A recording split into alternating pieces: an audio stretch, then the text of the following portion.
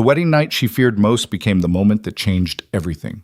Victor Hale, a name that made politicians sweat and judges look away, stood across from his new bride. 20-year-old Lena Varelli trembled in expensive white lace, waiting for the inevitable. But then he did the unthinkable. He stepped back, walked away, left her untouched. 2 words from her lips, "Thank you," would unravel a man who'd spent 30 years building an empire on fear and control.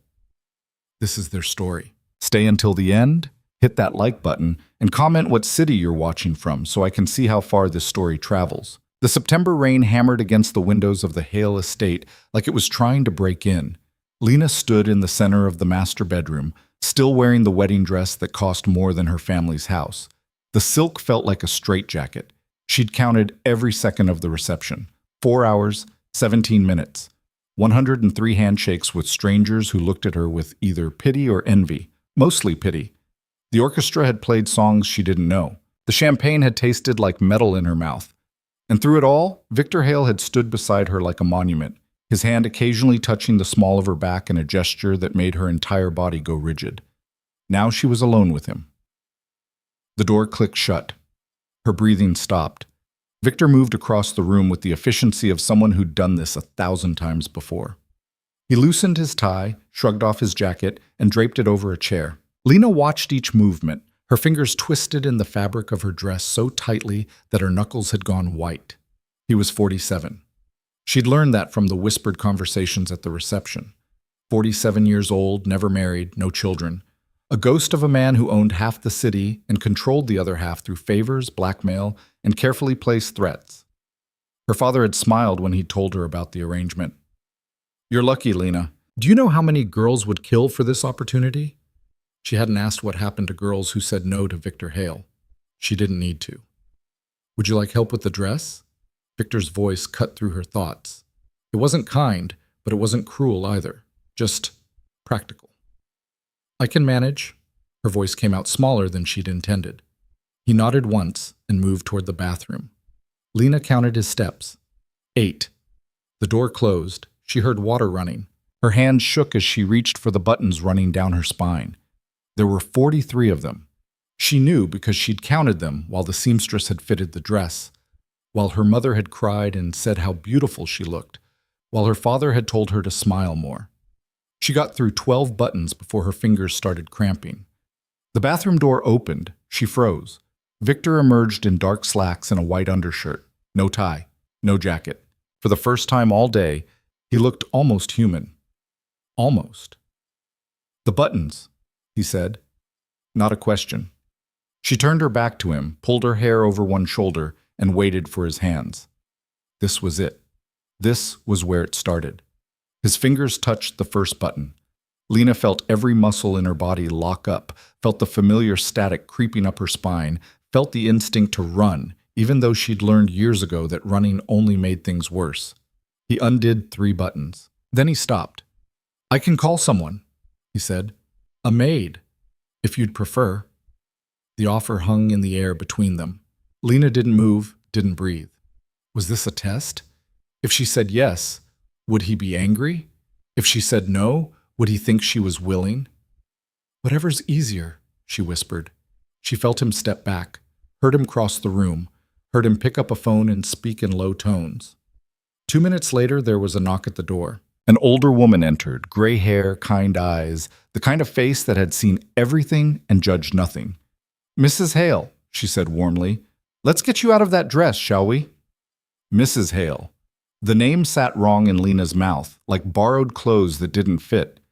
Victor had moved to the far side of the room, his back to them both, looking out at the rain. He didn't turn around as the maid worked through the remaining buttons, as the heavy dress pooled at Lena's feet, as she was guided into a robe that swallowed her whole. "There you are," the maid said softly. "Much better. I've left some things in the bathroom for you. Take your time." Then she was gone, and it was just the 2 of them again.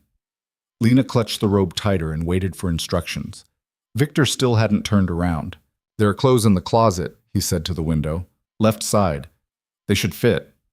"Okay." Silence. "The bed is yours." She blinked. "What?" "The bed." He gestured vaguely without looking. It's yours. I'll take the study. I don't understand. Finally, he turned. His face was unreadable, not angry, not gentle, just blank. You're exhausted. It's been a long day. Sleep. But, the word caught in her throat. No buts. He moved toward the door, paused with his hand on the handle. Is there anything you need? Water? Food? Lena's mind went completely empty. This wasn't how it was supposed to go. She'd prepared herself. She'd built walls in her head, found the quiet place she could retreat to when things got bad. She'd done it before. She knew the drill. I don't need anything, she said automatically. Victor studied her for a long moment. Something flickered across his face, too quick for her to catch. Lock the door behind me if it makes you feel safer. Then he was gone.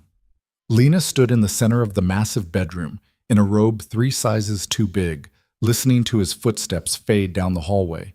She counted to 100, then 200. Then she walked to the door and tested the lock. It worked. She slid down the door until she was sitting on the floor, pulled her knees to her chest, and tried to understand what had just happened. Nothing. Nothing had happened. That was the problem. The morning came too fast and too bright. Lena woke up in the massive bed, still wearing the robe, every muscle in her body aching from tension. She'd barely slept.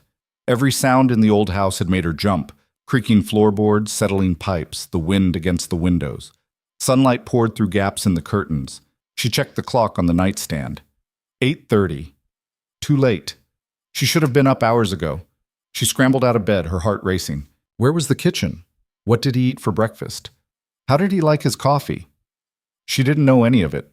Her mother had tried to coach her, but Victor Hale was a mystery even to the gossips who tracked his every move. The closet he'd mentioned was huge, bigger than her childhood bedroom. The left side held women's clothes, all brand new, tags still attached. Dresses, slacks, blouses, sweaters, all in her size. Someone had planned this. She grabbed the simplest thing she could find, dark pants and a cream blouse, and dressed quickly. No mirror check, no time. The house was a maze. She tried 3 wrong doors before finding the stairs, followed the smell of coffee down to the first floor, passed through a library and a sitting room before finally locating the kitchen. Victor sat at a small table by the window, reading a newspaper. A cup of black coffee steamed beside him. He looked up when she entered.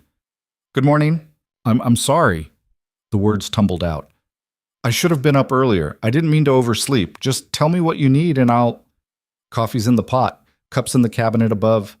He turned back to his paper. Lena stood frozen in the doorway. Unless you don't drink coffee, he added without looking up. There's tea. Juice in the refrigerator. She moved on autopilot, found a cup, poured coffee she didn't want. Her hands shook so badly that some spilled on the counter. She grabbed a towel, started wiping frantically. Leave it! She dropped the towel. Sit down, Lena. The use of her name startled her. She sat. Victor folded the newspaper, set it aside, and looked at her directly. His eyes were dark brown, almost black, unreadable. We should establish some ground rules, he said. Here it comes, she thought. The list of expectations, the schedule, the punishments for failure. First, you're not a servant. I have staff for that. You don't need to clean up after me or cook or do any of the things I suspect you're thinking about right now. Then what? Second, this house is yours as much as it's mine. Go where you want. Do what you want. If you need anything, ask Mrs. Chen. She manages the household. The woman from last night? Yes. Okay. Third, he paused, choosing words carefully. I won't touch you, not unless you explicitly ask me to. And I don't imagine you ever will, so consider it a standing rule. The coffee cup felt hot against Lena's palms. She focused on that sensation, grounded herself in it. Why? The question slipped out before she could stop it. Why what? Why did you marry me if you don't want... She couldn't finish the sentence. Victor leaned back in his chair. Your father owed me money, a significant amount. This was the arrangement that satisfied the debt. So I'm payment.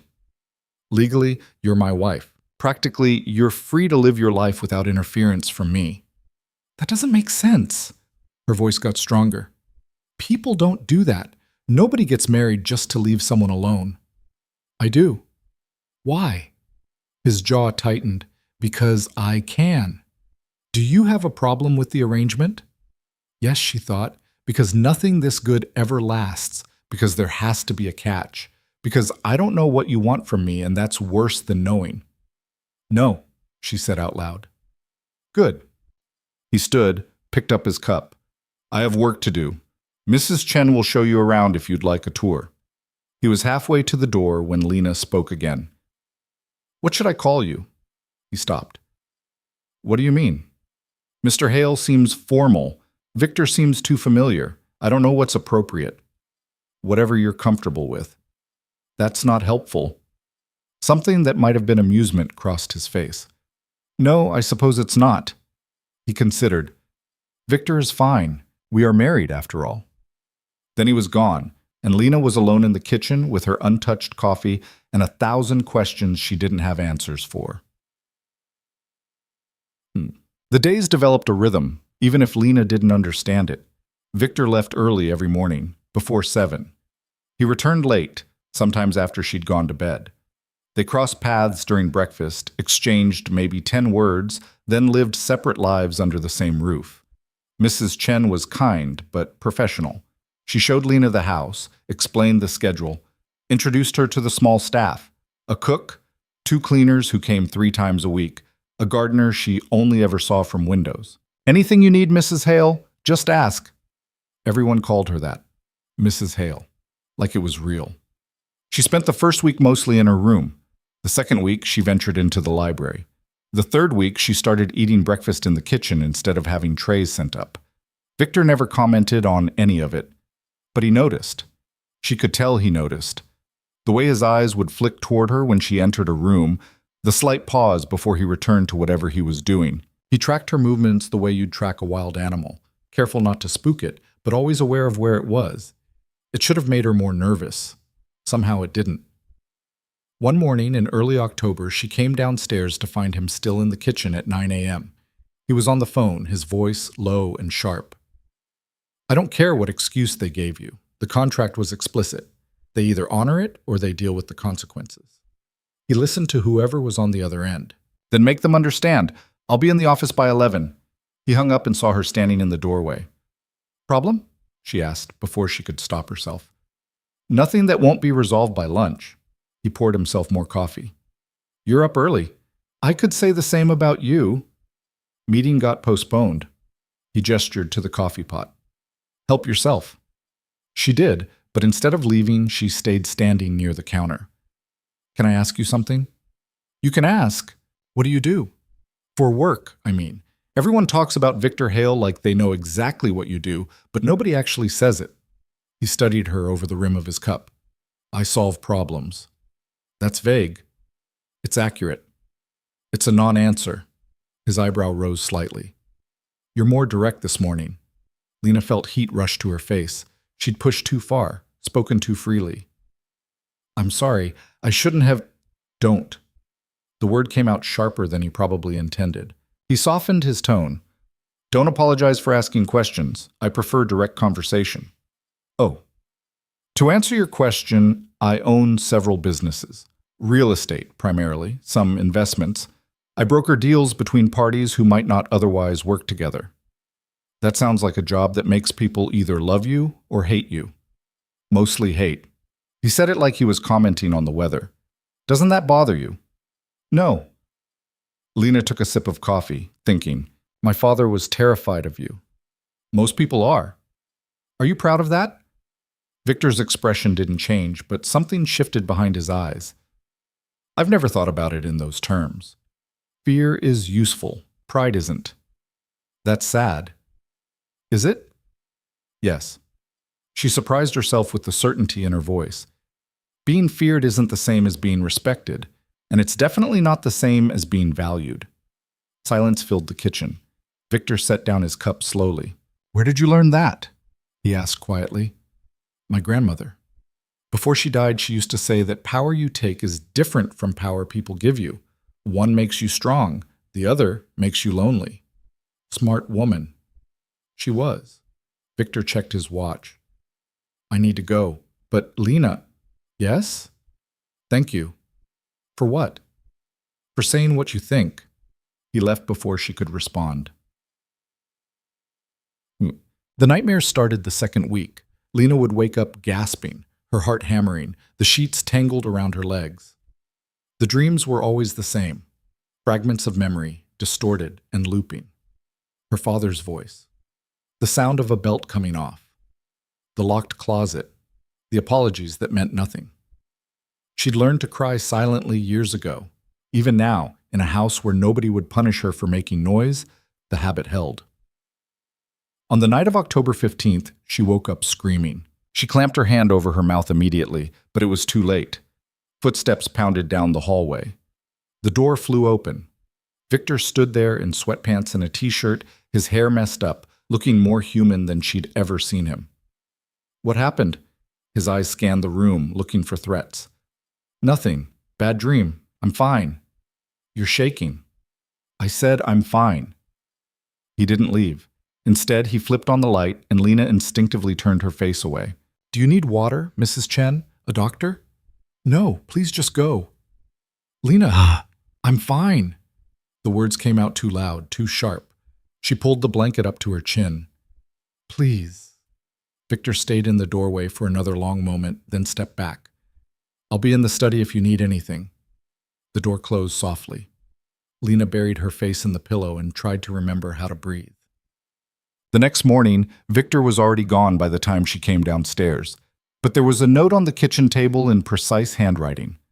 Mrs. Chen has the number for a sleep specialist if you need it. No judgment, no questions asked. Lena folded the note carefully and put it in her pocket. What? 3 days later, she found him in the library after dinner. He sat in a leather chair reading glasses perched on his nose, working through what looked like a contract. She almost turned around and left, but he'd already seen her. Can I help you with something? He didn't sound annoyed, just curious. I wanted to say thank you for the note. Did you call? Not yet. But you will? Maybe. He returned to his reading. Fair enough. Lena should have left then.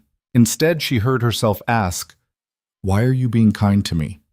Victor looked up slowly, removed his glasses. Is that what you think this is? Kindness? Isn't it? I'm doing the bare minimum a decent person should do. That's not kindness. That's just not being terrible. Most people don't even manage that. Then most people are worse than I thought. He set the contract aside. Sit down, Lena. She perched on the edge of the chair across from him. I'm going to ask you something, Victor said, and I want you to know you don't have to answer if you don't want to. Her stomach clenched. Okay. Your father. What kind of man is he? The question hung between them like smoke. Why do you want to know? Because you apologize for things that don't require apologies. You flinch when people move too quickly. You ask permission before you do the most basic things. He leaned forward slightly. Those are learned behaviors, Lena, and I want to know who taught them to you. She could have lied, should have lied, but something in his expression, not pity, not anger, just steady attention, made her tell the truth. He's the kind of man who smiles at parties and breaks things at home. Victor's jaw tightened almost imperceptibly. Does he break people too? Lena looked at her hands. Sometimes. Did he break you? He tried. She met Victor's eyes. But I'm still here. Something passed between them in that moment, an understanding too complex for words. Yes, Victor said softly. You are. The following week brought the first real test. Lena's father called. Mrs. Chen brought her the message at lunch. A Mr. Varelli. He says it's urgent. Lena's appetite vanished.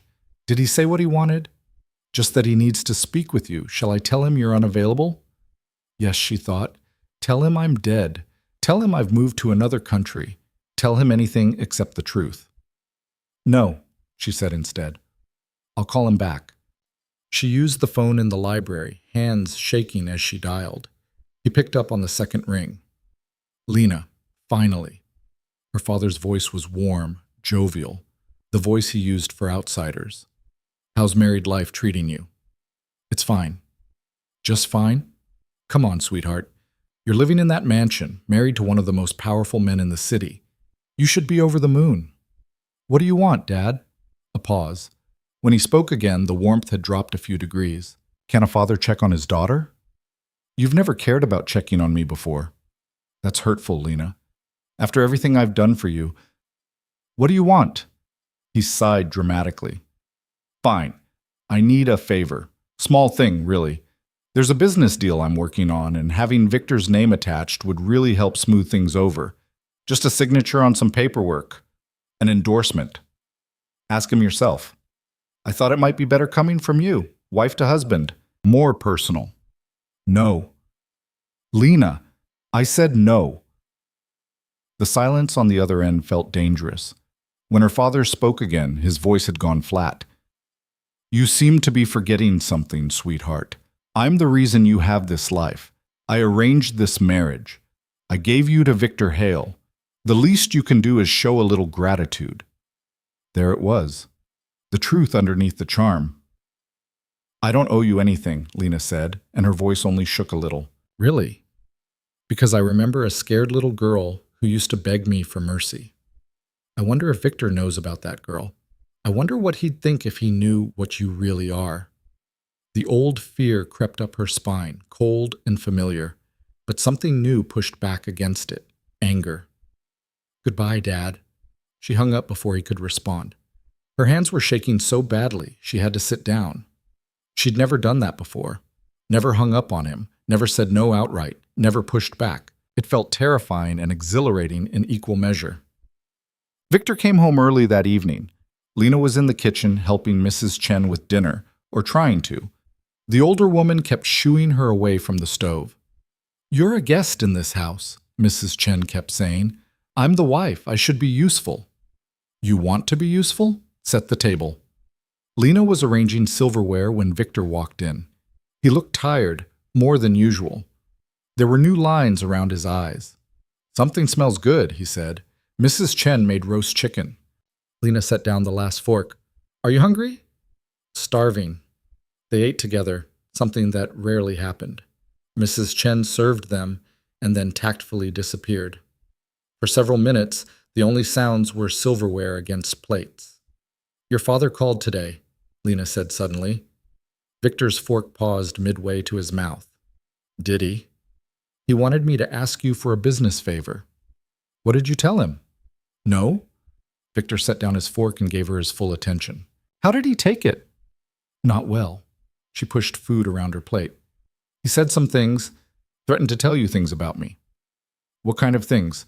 Lena kept her eyes on her plate. About who I was before. What happened? He thinks it would change how you see me. Would it? I don't know. She looked up at him. Would it? Victor was quiet for a moment. I already know more than you think I do, Lena. Background checks are standard procedure before any major deal, including marriages. The blood drained from her face. You investigated me? Yes. So you know, I know that you were homeschooled until age 16, that you have no criminal record, no debt, no public presence whatsoever. I know your mother died 3 years ago. I know your father has a gambling problem and connections to some unsavory people. He paused. I know there are gaps in the medical records. Emergency room visits that don't quite match the explanations given. Lena couldn't breathe. What I don't know, Victor continued, his voice careful, is what actually happened in that house. The details aren't in any report, but I can guess. And you married me anyway? I married you because your father owed me a debt, and this was the cleanest way to settle it. What I'm choosing to do now, that's separate. What are you choosing to do? He held her gaze. I'm choosing not to be another person who hurts you. The words landed like stones in still water. My father called you too, didn't he? Lena said quietly. That's why you came home early. He called my office. My secretary put him through before she realized who he was. What did he say? He asked about the same business deal, said you'd be calling to vouch for him. Victor's expression hardened. I told him I don't do business with men who use their daughters as currency. He'll be angry. Let him be angry. You don't understand. When he gets angry, he... She stopped herself. He what, Lena? She couldn't say it, couldn't put words to the things that happened when her father's temper broke. Some memories were too sharp, too immediate. Victor seemed to understand her silence. When does he want to see you? He invited me to lunch next week, said we need to talk face to face. Are you going? I don't know. Do you want to go? No. The answer came immediately. But if I don't, he'll just keep calling. Keep pushing. He always does. Victor cut a piece of chicken with precise movements. If you decide to go, I'll come with you. He won't like that. I don't care what he likes. Victor, I won't interfere, won't even sit at the same table if you don't want me to, but I'm not letting you walk into that alone. Lena stared at him. This man who'd married her to settle a debt, who barely spoke to her, who kept his distance like she was something fragile that might break. He was offering protection. Why? She whispered. Because someone should have been protecting you all along. The simplicity of it broke something open inside her chest. The lunch was scheduled for the following Tuesday at an upscale restaurant downtown. Lena changed outfits 4 times before settling on a simple navy dress that covered everything it needed to cover. Victor drove. He didn't talk much, just kept his eyes on the road while Lena twisted her hands in her lap.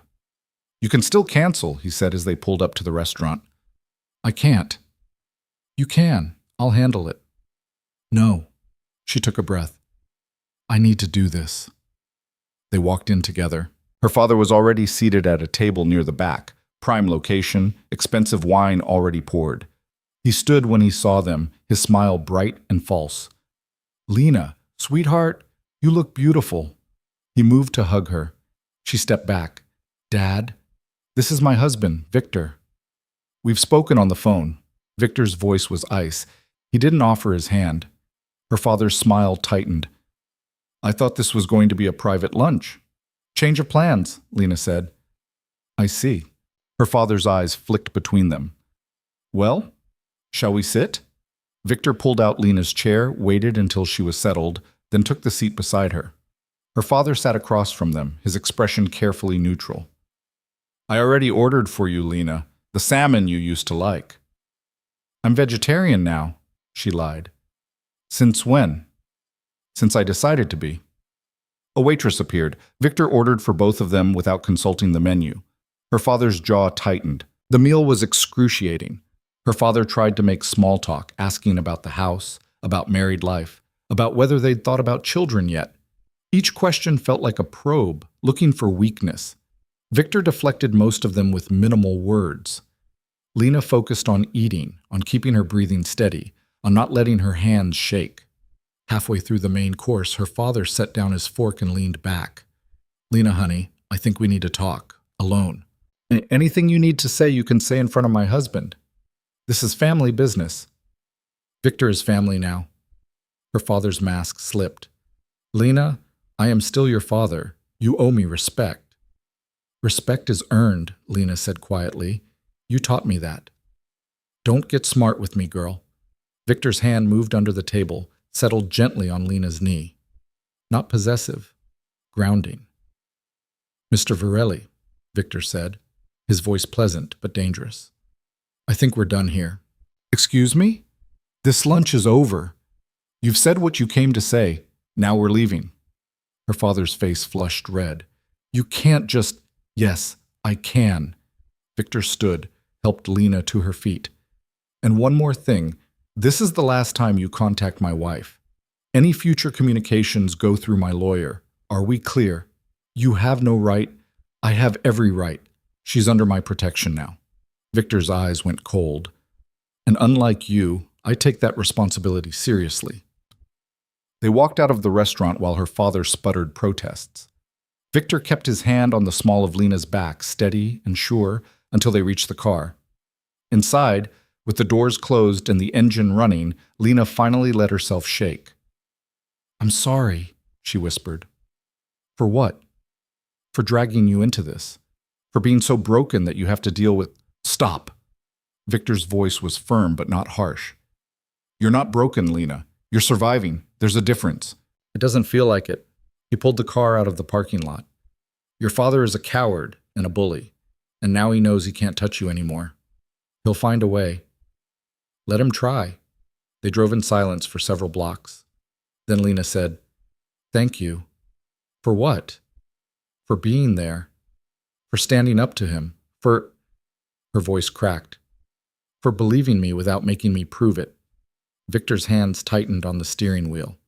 "I wish someone had done it sooner." "Me too." When they got home, Mrs. Chen had tea waiting. Lena took her cup upstairs, settled into the window seat in her bedroom, and watched the city lights come on one by one. For the first time since the wedding, she felt something that might have been hope. Downstairs, Victor sat alone in his study, thinking about the scars he'd seen on Lena's back that first night when the maid had helped her with the dress. Thinking about the way she flinched at sudden movements. Thinking about her father's face when he'd been told he couldn't have her anymore. And he made a decision. The private investigator's office smelled like old coffee and cigarettes. Victor sat across from a man named Raymond Goss, 50-something, tired eyes, the kind of person who'd seen enough dirt to know where to dig for more. "You want me to find what exactly?" Goss asked, tapping ash into a chipped mug. "Everything. Medical records, school reports, witness statements. I want to know what happened in that house for the last 20 years. "The girl's house? Your wife?" "Yes." Goss leaned back in his chair, studying Victor carefully. "You know, most of that stuff is sealed or privileged. Getting it won't be clean. I don't care about clean. I care about thorough. This gonna come back on me?" Victor slid an envelope across the desk, thicker than necessary. "Not if you're smart about it." Goss opened it, counted quickly, then nodded. 2 weeks, maybe 3. 1 week? That's not realistic. 1 week, double if you deliver early. Goss whistled low. "You must really want to bury this guy." "I want the truth. What I do with it after is my business." Victor stood to leave, but Goss spoke again. "Can I ask why? If you don't mind me saying, you don't strike me as the sentimental type. This some kind of guilt thing?" Victor paused at the door. "Maybe I'm tired of looking the other way." "Bit late for a conscience, isn't it?" "Better late than never." He left before Goss could respond. Outside, the November air bit through his coat. He checked his watch. Lena would be having lunch with Mrs. Chen about now, probably picking at her food while pretending to have an appetite. The nightmares had gotten worse since the restaurant. 3 times in the past week he'd heard her wake up gasping. Twice he'd stood outside her door, hand raised to knock, unable to make himself do it. What would he say? What comfort could someone like him possibly offer? His phone buzzed. A text from Marcus, his lawyer. Varelli's sniffing around. "Says you threatened him. Wants to file harassment charges." Victor typed back quickly. "Let him try. Make sure he knows what discovery would look like." The response came immediately. "You sure about this?" Victor pocketed his phone without answering. He wasn't sure about anything anymore. For 30 years he'd built a life on certainty, calculated risks, predictable outcomes, people who did exactly what they were paid to do. Then Lena had whispered "thank you" on their wedding night, and the whole structure had started developing cracks. He walked 6 blocks before hailing a cab. The driver tried to make conversation but gave up after 3 one-word answers. Victor watched the city blur past and wondered when he'd become the kind of man who hired investigators to dig up his wife's trauma instead of just asking her about it. Except he couldn't ask. Because asking meant admitting he cared, and caring meant vulnerability, and vulnerability meant weakness. And men like him couldn't afford weakness. The cab dropped him at his office building downtown. 40 stories of steel and glass, his name on the lease of 12 different floors. He'd built this. Every brick, every contract, every threat that made it possible. His secretary looked up when he walked past. "Mr. Hale, you have 3 messages. Senator Whitmore called twice. Tell him I'm unavailable." He said it was urgent. They always do. "Anything else?" She hesitated. "Your wife called." Victor stopped. "When?" "About an hour ago. She asked if you were free for dinner tonight." "What did you tell her?" "That I'd pass along the message." "Call her back. Tell her yes." His secretary blinked in surprise. In 15 years of working for him, he'd never once changed his schedule for a personal call. Of course, Mr. Hale. He locked himself in his office and tried to focus on work. Failed. The contracts on his desk might as well have been written in another language. All he could think about was Lena's voice on the phone, asking if he was free. Not demanding, not assuming, asking. His intercom buzzed. Mr. Hale? I have Mrs. Chen on line 2. She says it's about Mrs. Hale. Victor grabbed the phone. What happened? Is she hurt? No, nothing like that. Mrs. Chen's voice was calm. I just thought you should know she spent the whole afternoon cooking, insisted on making dinner herself. I tried to help, but she wouldn't let me. Is that normal? For her? No, she barely comes into the kitchen unless it's to make tea. What brought this on? I think she wants to do something nice for you, Mr. Hale, after what you did at that restaurant. Victor rubbed his eyes. I didn't do anything special. You stood up for her. That's plenty special to someone who's never had it before. After he hung up, Victor sat in the silence of his office and tried to remember the last time someone had cooked for him. His mother, maybe. 30 years ago. Before the cancer took her. Before his father drank himself into an early grave. Before Victor had learned that the only person you could count on was yourself. He left work at 5:30. Unheard of. His assistant actually asked if he was feeling well. The drive home took 40 minutes in traffic. He used the time to rehearse conversations in his head, trying to figure out what to say to a woman he barely knew but had somehow become responsible for. The house smelled different when he walked in. Garlic, tomatoes, something baking. He followed the scent to the kitchen and found Lena surrounded by chaos, pots on every burner, flour on her cheek, hair tied back in a messy knot. She looked up when he entered, her expression nervous. You're early. You called. I did. She gestured at the stove. I wanted to make dinner, to say thank you. For Tuesday. Victor loosened his tie, surveyed the kitchen. What are we having? Pasta, homemade sauce, garlic bread. It's nothing fancy, but it's what I know how to make.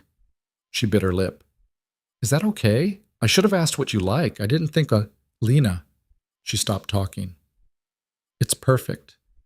Some of the tension left her shoulders. Really? Really? He shrugged off his jacket. Can I help? You cook? I can follow instructions. She handed him a wooden spoon and pointed at a pot. Stir that. Don't let it stick. They worked in silence for a few minutes. Victor stirred sauce while Lena checked the bread in the oven. The domesticity of it felt strange. Wrong. Like wearing someone else's clothes. Your father tried to call the house today, Lena said, without looking at him. Did you answer? Mrs. Chen did. Told him I wasn't available. He got angry. He can be angry all he wants. He said he's going to come by. That you can't keep him from his daughter. Victor's hand tightened on the spoon. Let him come. He won't get past the gate. Lena pulled the bread from the oven, set it on the counter. You can't just ban him. He's my father. Being related by blood doesn't give him the right to hurt you. How do you know he hurt me? Her voice went quiet.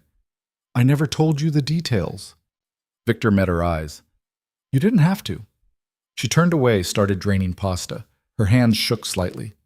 What did you see? That first night? Enough. Be specific. Lena, if we're going to talk about this, then talk about it. Don't dance around it like I'm fragile. He set down the spoon. Fine. When the maid was helping you with your dress, I saw scars. A lot of them. Old ones and newer ones. The pattern suggested repeated trauma over an extended period. That's very clinical. Would you prefer I say your father beat the hell out of you and probably did worse? She flinched but didn't back down. That's closer to the truth. How long? Since I was 7, maybe earlier. I don't remember much before that. Victor felt something cold settle in his chest.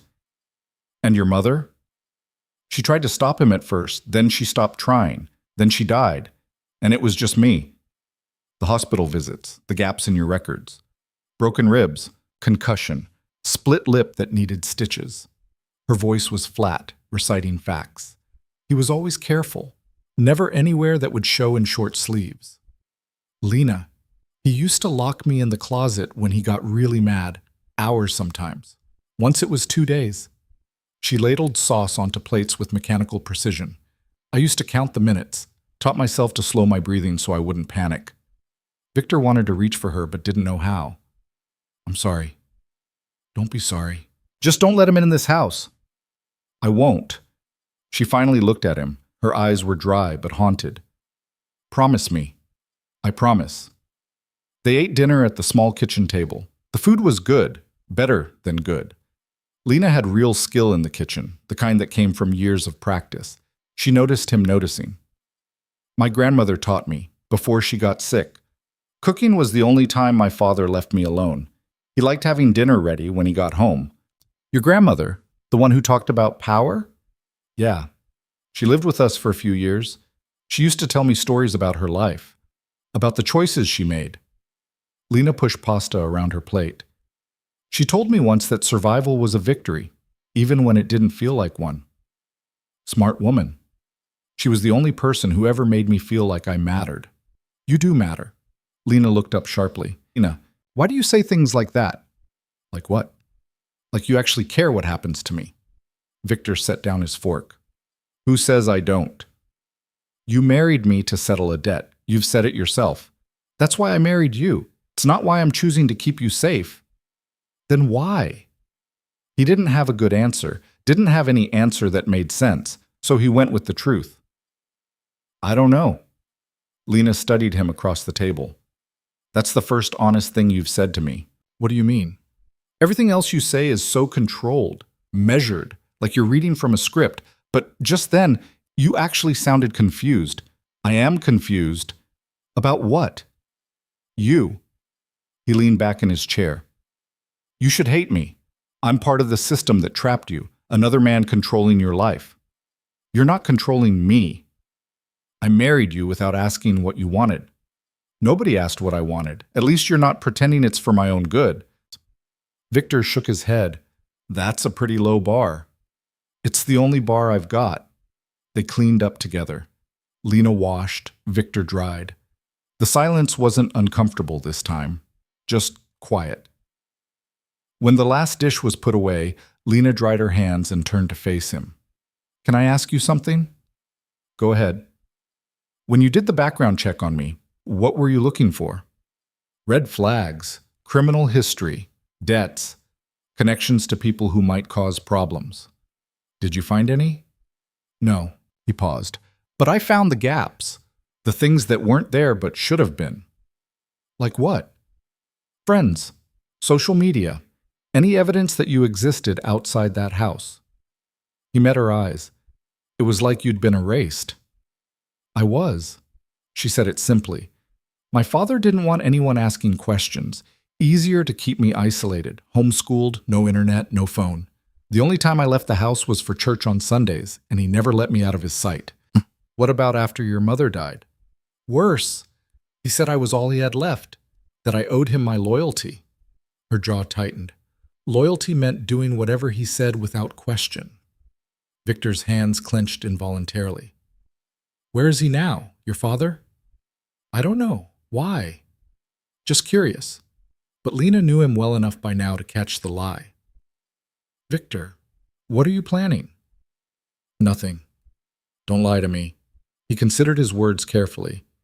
I'm making sure he can't hurt you anymore. That's all. How? The less you know, the better. That's not fair. Fair would be you growing up in a house where people didn't use you as a punching bag. Fair would be your mother protecting you. Fair would be someone noticing and doing something years ago. His voice went hard. We're way past fair, Lena. Now I'm just trying to fix what I can. She stared at him for a long moment. You're not responsible for fixing me. I know. Then why? Because I can. Because nobody else did. Because maybe I'm tired of looking the other way when people get hurt. He ran a hand through his hair, frustrated. I don't have a better answer than that. Lena crossed her arms. My father is dangerous. You don't know what he's capable of. I have a pretty good idea. No, you don't. Her voice dropped.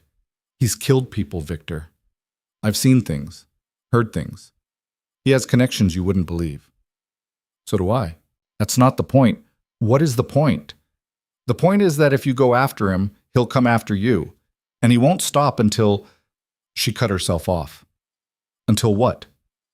Until everyone I care about is gone. The admission hung in the air between them. Victor processed it slowly. You care about me? Lena's face flushed. I didn't mean it like that. I just meant, it's okay if you do. Is it? Yeah. He said it quietly. It is. She looked away, uncomfortable with the vulnerability. This is weird. What is? Talking like this, being honest, I'm not used to it. Me either.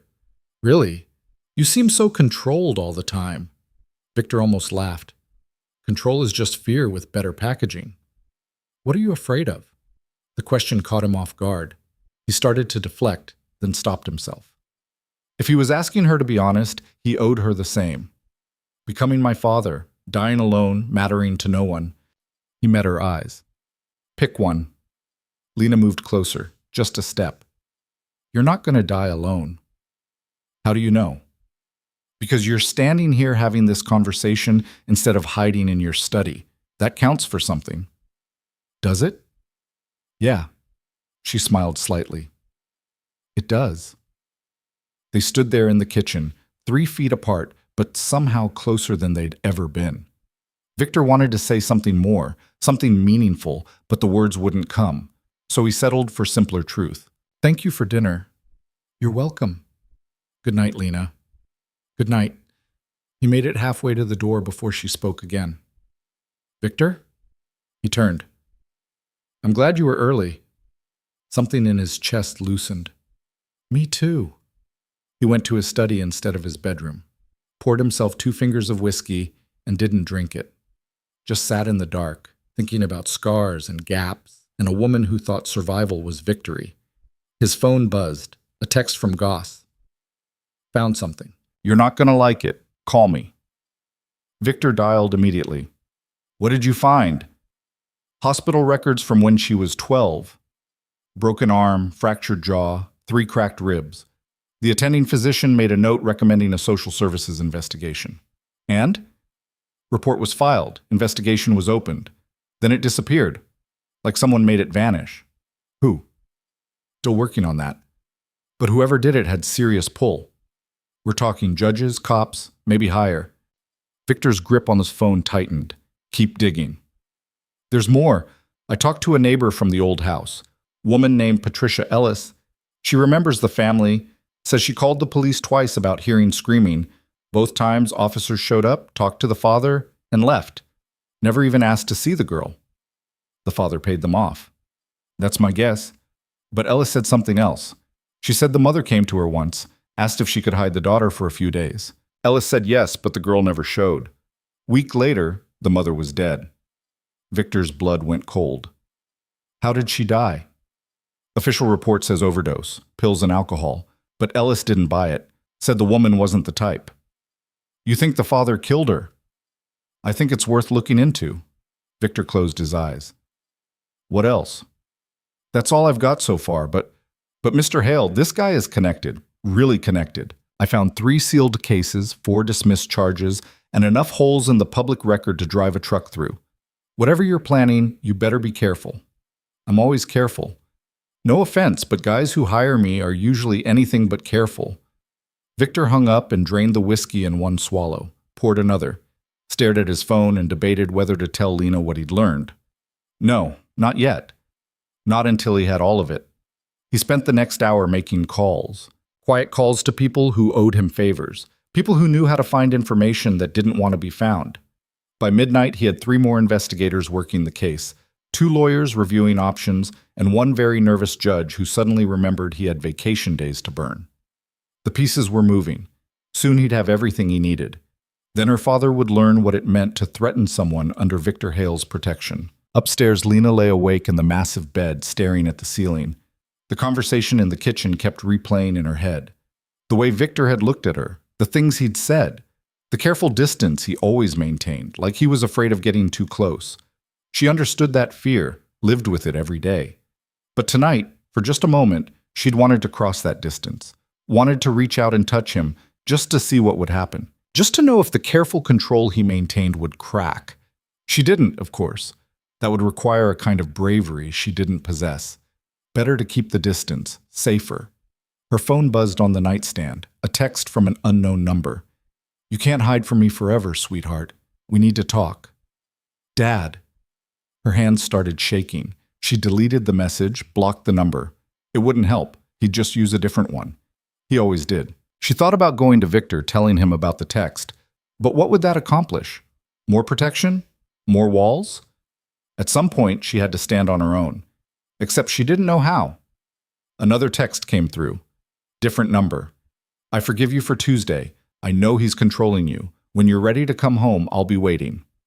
Lena threw the phone across the room.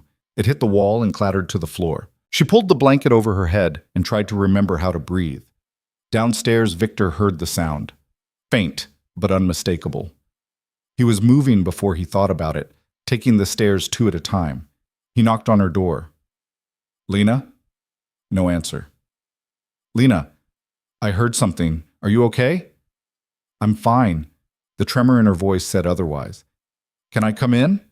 Silence. Then, "It's unlocked." He opened the door slowly. Lena sat on the bed, wrapped in a blanket, her face pale. Her phone lay on the floor across the room.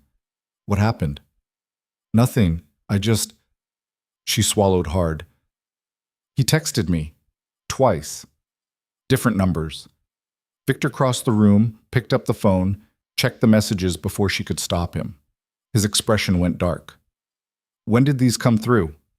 "Just now?" He pulled out his own phone, typed quickly. "I'm having all unknown numbers blocked. If he wants to contact you, he goes through my lawyer. That won't stop him. It'll slow him down." He handed her phone back. "And it sends a message." "What message?" "That you're not alone anymore."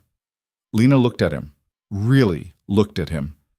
This man who'd married her for a debt, who kept his distance, who was now standing in her bedroom at midnight because he'd heard her throw a phone. "Why are you doing this?" she asked quietly. "Which part?" "All of it. The protection, the lawyers, standing up to him. You could have just left me alone, honored the marriage in name only, and moved on with your life." Victor sat down on the edge of the bed, careful to keep distance between them. "You want the truth?" "Always." "I spent my whole life becoming the kind of man people fear, building power, making money, controlling outcomes. I told myself it was necessary, that the world respects strength and nothing else." He looked at his hands. "Then I met you, and every assumption I'd ever made started falling apart." "I don't understand. You were terrified of me that first night, but you still thanked me, even though I hadn't earned it, even though I was just another man who'd bought control over your life. You found something in that moment worth being grateful for." He shook his head. "That broke something in me. Made me realize that everything I'd built was just a prettier version of what your father did to you." "That's not true, isn't it? I used fear to get what I wanted. I controlled people through threats and leverage. The only difference between me and him is that I had better lawyers." "You never hurt anyone. You don't know that." "Have you?" Victor was quiet for a long moment. "Not physically, but I've destroyed lives, ruined careers, taken everything from people who crossed me." He met her eyes. "I'm not a good man, Lena, but maybe I'm trying to be better." "Why now? Why me?" "I don't know. Maybe because you're the first person who ever made me feel ashamed of what I'd become." He stood up. "Get some sleep. Tomorrow I'm having the security system upgraded. Nobody gets near this house without going through 3 checkpoints. Victor, and I'm hiring a driver for you, someone who knows how to handle problems." "I don't need a bodyguard." "Yes, you do. You're being overprotective." "I'm being realistic. Your father is dangerous and he's not going to stop." Victor moved toward the door. "This isn't negotiable." "Everything with you is negotiable." He paused. "Not when it comes to keeping you safe." After he left, Lena lay back down and stared at the ceiling. Her phone buzzed again. She almost didn't check it, but curiosity won. It was Victor. "Lock your door. Set your alarm. If anything else happens, come get me. I mean it," she typed back. "Okay." Then added, "Thank you." His response came immediately. "Stop thanking me for basic human decency." She smiled despite herself. "Can't help it. Not used to it. Get used to it." She set the phone down, locked the door like he'd asked, and for the first time in weeks, fell asleep without nightmares. The security upgrades took 3 days to install. Cameras at every entrance, motion sensors in the gardens, a panic button in every room. Lena watched the technicians work and tried not to feel like she was trading one prison for another. On the 4th day, her father showed up at the gate. The head of security called Victor immediately. He was in a meeting with investors when his phone rang. He excused himself, stepped into the hallway, and listened to the situation. He's demanding to see his daughter, says it's his legal right. Tell him to leave. He's refusing, says he'll call the police, claim you're holding her against her will. Victor checked his watch. I'll be there in 20 minutes. Don't let him through the gate, but don't engage either. Just keep him talking. And Mrs. Hale? Don't tell her yet, not until I get there. He made it home in 15 minutes, breaking every speed limit. His lawyer, Marcus, was already there, standing by the front gate with a tablet and an expression that said he'd rather be anywhere else. Through the iron bars, Lena's father paced like a caged animal. He looked different than he had at the restaurant, rougher around the edges, desperate. His suit was wrinkled, his tie loose. When he saw Victor approach, his face twisted into something ugly. About time! Tell your guard dogs to let me through. No. Victor stopped a few feet from the gate, hands in his pockets, calm, controlled. I want to see my daughter. She doesn't want to see you. That's not your decision to make. Actually, it is. She's asked me to handle all communication with you, so here I am. Her father gripped the gate bars. You can't keep her from me. I'm her family. Family doesn't terrorize their children for 20 years. I don't know what lies she's been feeding you. Hospital records, police reports, witness statements. Victor's voice went cold. I know exactly what you did. The color drained from her father's face. Those records are sealed. Not anymore. You had no right. I had every right. She's my wife. And unlike you, I take that responsibility seriously. Her father's expression shifted, recalculating. Look, I know we got off on the wrong foot, but Lena is emotional. She exaggerates. Whatever she told you, she didn't tell me anything. She didn't have to. The evidence speaks for itself. What evidence? Some old medical files? Kids get hurt? It happens. Victor took a step closer to the gate. When he spoke, his voice was deadly quiet. I found the report your wife tried to file before she died, the one that mysteriously disappeared. I found the neighbor who offered to hide Lena. I found the doctor who recommended a full investigation into suspected abuse. He paused. I also found 3 people willing to testify that you paid off police officers to look the other way. Her father's face went white, then red. You're bluffing. Am I? Victor pulled out his phone, showed him a document. This is a formal complaint being filed with the state attorney's office. It details every incident of abuse we could document, along with evidence of obstruction of justice. The filing happens tomorrow, unless you agree to my terms. What terms? You stay away from Lena, permanently. No calls, no texts, no surprise visits. You don't contact her friends, her former neighbors, anyone connected to her. You disappear from her life completely. And if I refuse? Then I bury you. Criminal charges, civil suits, media exposure. Every terrible thing you ever did becomes public record. Your business partners will run. Your political connections will vanish. By the time I'm done, you won't be able to get a job scrubbing toilets. Her father's hand shook on the bars. She's my daughter. She's a person you systematically abused for most of her life. That doesn't give you rights. It makes you a criminal. I never meant... He stopped, tried again. Sometimes I lost my temper. That doesn't mean I didn't love her. Love doesn't leave scars. You don't understand. After her mother died, I was alone. I was grieving. I made mistakes. You broke her arm, locked her in closets, beat her until she couldn't stand. Victor's voice didn't rise, but the rage underneath was unmistakable. Those aren't mistakes. They're choices. Her father straightened, trying to recover some dignity. Fine. You want to play hardball? Let's play. I know things about you too, Hale. I know where your money came from. I know about the deals you've made with people who make me look like a saint. Go ahead. Expose me. See what happens. You'll lose everything. Maybe, but I'll still have more than you. Because when this is over, you'll have nothing. No daughter, no reputation, no protection. Victor leaned in closer. You spent years making sure Lena had nowhere to run. Now you're the one with no escape route. Her father stared at him and for the first time seemed to realize he'd lost. I want to talk to her. Just once, to explain. No? 5 minutes? That's all I'm asking. I said no. Please. The word came out broken. She's all I have left. You should have thought of that before you made her afraid to exist. Victor turned to Marcus. File the paperwork, full restraining order. If he comes within 500 feet of this property or makes any attempt to contact my wife, he gets arrested. Wait. Her father grabbed the bars. Wait. I'll agree.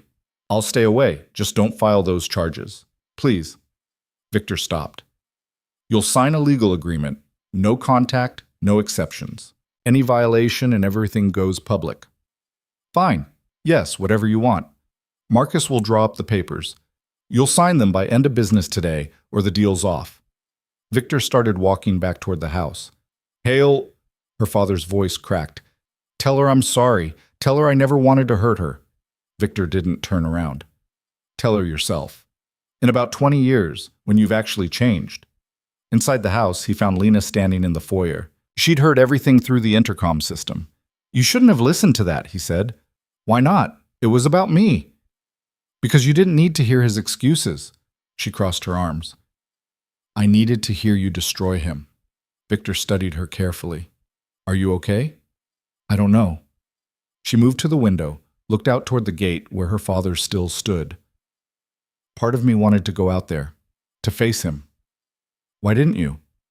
Because I knew I'd apologize. I'd make it easier for him. That's what I always do. She turned to face Victor. But you didn't let him off easy.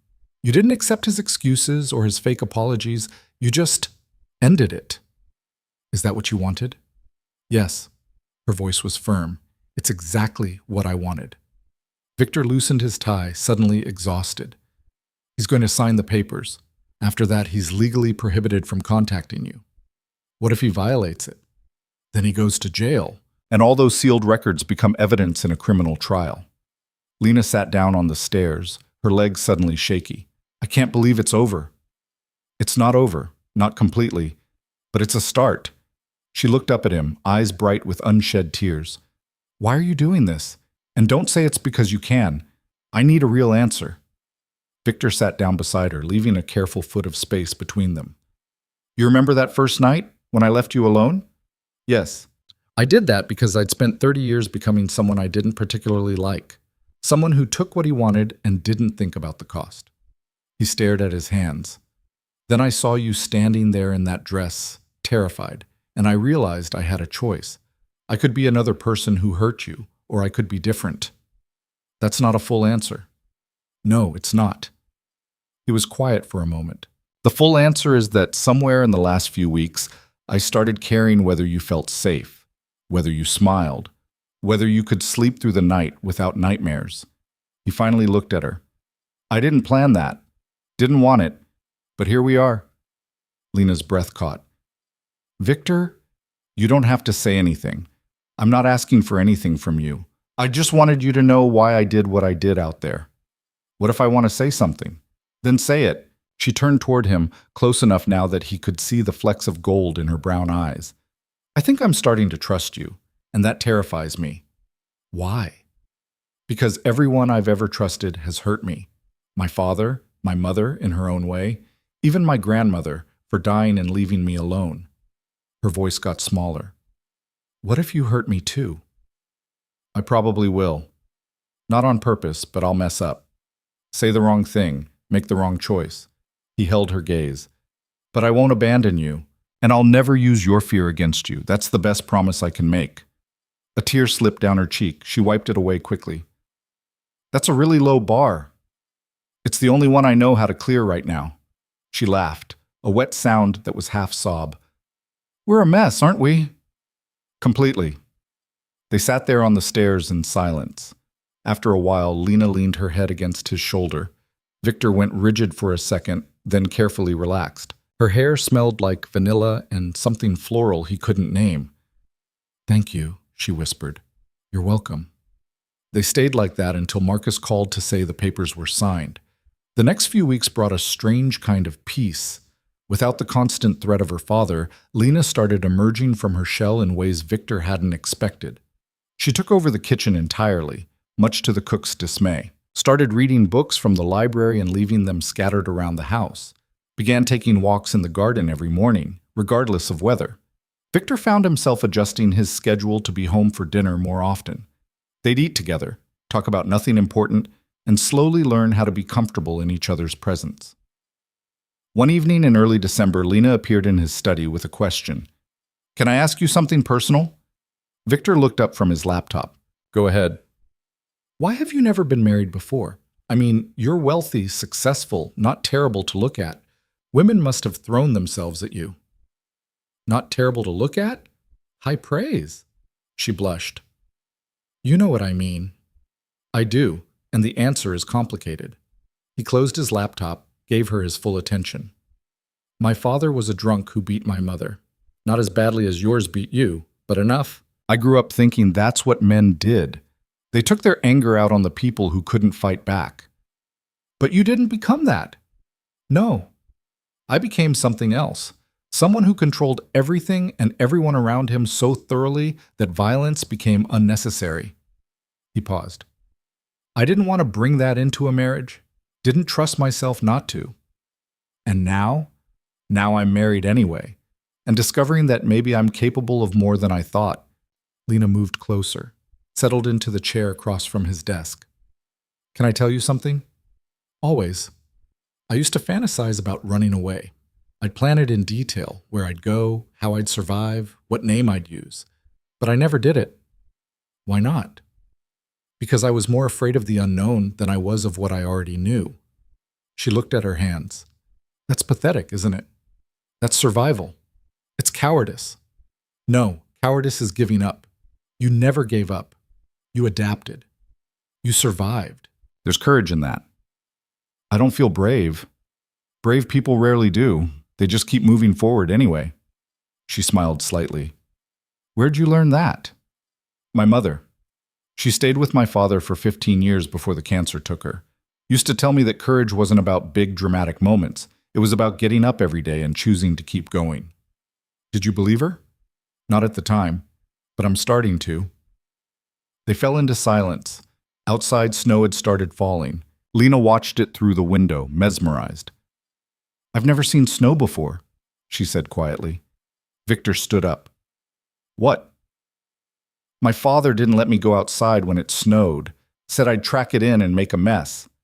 "You've lived here your whole life and you've never been in snow?" "No." Victor grabbed his coat from the back of his chair. "Come on." "Where are we going?" "Outside." "It's freezing. That's the point." He held out his hand. "Trust me." Lena stared at his hand for a long moment. Then she took it. They bundled up in coats and scarves. Victor led her out into the garden where snow was accumulating on the pathways. Lena stopped at the edge of the patio, hesitating. "It's just frozen water," Victor said. "It won't bite." She took a tentative step onto the snow, felt it crunch under her boot. Then another step. Then she started laughing. "What's funny?" "This is ridiculous. I'm 20 years old and I'm experiencing snow for the first time." Better late than never. She bent down, scooped up a handful of snow, studied it like it was the most fascinating thing she'd ever seen. "It's so cold." "That's generally how snow works." She threw it at him. The snowball hit his chest and exploded in a puff of white. Victor stared at her. "Did you just throw snow at me?" Lena's eyes went wide. "I'm sorry. I don't know why I did that. I shouldn't have." He scooped up his own handful and lobbed it at her. It caught her shoulder. "Oh, it's on now," she said. They spent the next 20 minutes throwing snow at each other like children. Lena's aim was terrible. Victor let her win anyway. By the time they collapsed on a bench, both laughing and covered in snow, something had fundamentally shifted between them. "I can't remember the last time I laughed like that," Lena said, catching her breath. "Me either." She looked at him, her cheeks pink from cold and exertion. "Thank you for this." "Stop thanking me." Can't help it. Try harder. She smiled, then shivered. I'm freezing. Let's get you inside. But as they stood to leave, Lena slipped on a patch of ice. Victor caught her automatically, his arms going around her waist. For a second they just stood there, faces inches apart, breathing clouds of frost. Careful, he said quietly. I've got you. Something in the way he said it made Lena's breath catch. She looked at him, really looked at him, and saw past the control and the careful distance to something more human underneath. Victor, don't. Don't what? Don't look at me like that. Like what? Like you're expecting something from me that I don't know how to give. Lena stepped back, breaking contact. I wasn't... Yes, you were. He ran a hand through his snow-dampened hair. And I want to. That's the problem. But I don't know how to do this without ruining it. Do what? This. Whatever this is between us. It's not just a business arrangement anymore, and we both know it. Lena wrapped her arms around herself. What do you want it to be? I don't know. Something more. Something real. He met her eyes. But I'm terrified of moving too fast, of pushing you into something you're not ready for. What if I'm ready? Are you? She opened her mouth to say yes, then stopped. Was she ready? She'd gone from one man controlling her life to another. Even if Victor's control came with kindness, it was still control. I don't know, she admitted. That's okay. Is it? Yeah, we've got time. No rush. They went inside, shed their wet coats, warmed up by the fire. Mrs. Chen brought hot chocolate without being asked. They sat in the library drinking it, not talking, just being. Later that night, after Lena had gone to bed, Victor sat in his study and pulled out the investigator's latest report. What he read made his blood run cold. Lena's mother hadn't died of an overdose. The tox screen showed levels inconsistent with self-administration. The attending physician at the time had noted irregularities but hadn't pursued them. And 3 weeks after her death, that same physician had received a significant donation to his private practice. Her father had killed her. Maybe not directly, but he'd been involved. And he'd covered it up so thoroughly that it had taken Goss weeks to find the evidence. Victor made a decision. He picked up his phone and called Marcus. I need you to reopen the investigation into Catherine Varelli's death. The mother? Victor, that was 3 years ago. The case is closed. Reopen it. Use the information Goss found. Push for an exhumation if you have to. This is going to get messy. I don't care. Does Lena know what you're doing? Not yet. You should tell her. I will. When I have proof. He hung up and sat in the darkness, thinking about justice and revenge, and whether there was any real difference between the two. The next morning, Lena came downstairs to find Victor already gone. There was a note on the kitchen table. Had to handle some business. Be back by dinner. Stay close to the house today. Something about the note felt off. Too controlled, too careful, like he was hiding something. She called his cell. It went to voicemail. Mrs. Chen appeared with breakfast. Mr. Hale left very early, said he had important meetings. Did he say what kind? No, dear, just that he'd be unreachable most of the day. Lena ate breakfast without tasting it. Something was wrong. She could feel it. At 11, her phone rang. Unknown number. Against her better judgment, she answered. Lena, her father's voice, shaking, desperate. I need to talk to you. You're not supposed to call me. I know, but please, just listen. Your husband is trying to destroy me. Good. He's digging into your mother's death. He's going to make things public that should stay buried. Lena's grip on the phone tightened. What things? Things that will hurt you more than they hurt me. Please, tell him to stop. I'll do anything. You killed her, didn't you? The words came out flat. My mother. You killed her and made it look like suicide. Silence on the other end. Then, it was an accident. She was going to leave, going to take you away. I couldn't let that happen. Lena's world tilted. You're confessing this to me over the phone? I'm desperate. If Victor pursues this, everything comes out. The abuse, the cover-ups, all of it. Your name will be dragged through the mud. Is that what you want? What I want is for you to face consequences for what you did. Lena, please. She hung up. Her hands were shaking so badly she had to set the phone down. Mrs. Chen rushed in. Are you all right? You look pale. I need to talk to Victor. Now. He said he'd be unreachable. I don't care what he said. Find him. It took 30 minutes. When Victor finally called back, his voice was tight with concern. What happened? Are you hurt? My father called. He told me what you're doing. A pause. I was going to tell you, tonight. Were you? Or were you going to handle it yourself and present me with the results? Lena, don't Lena me.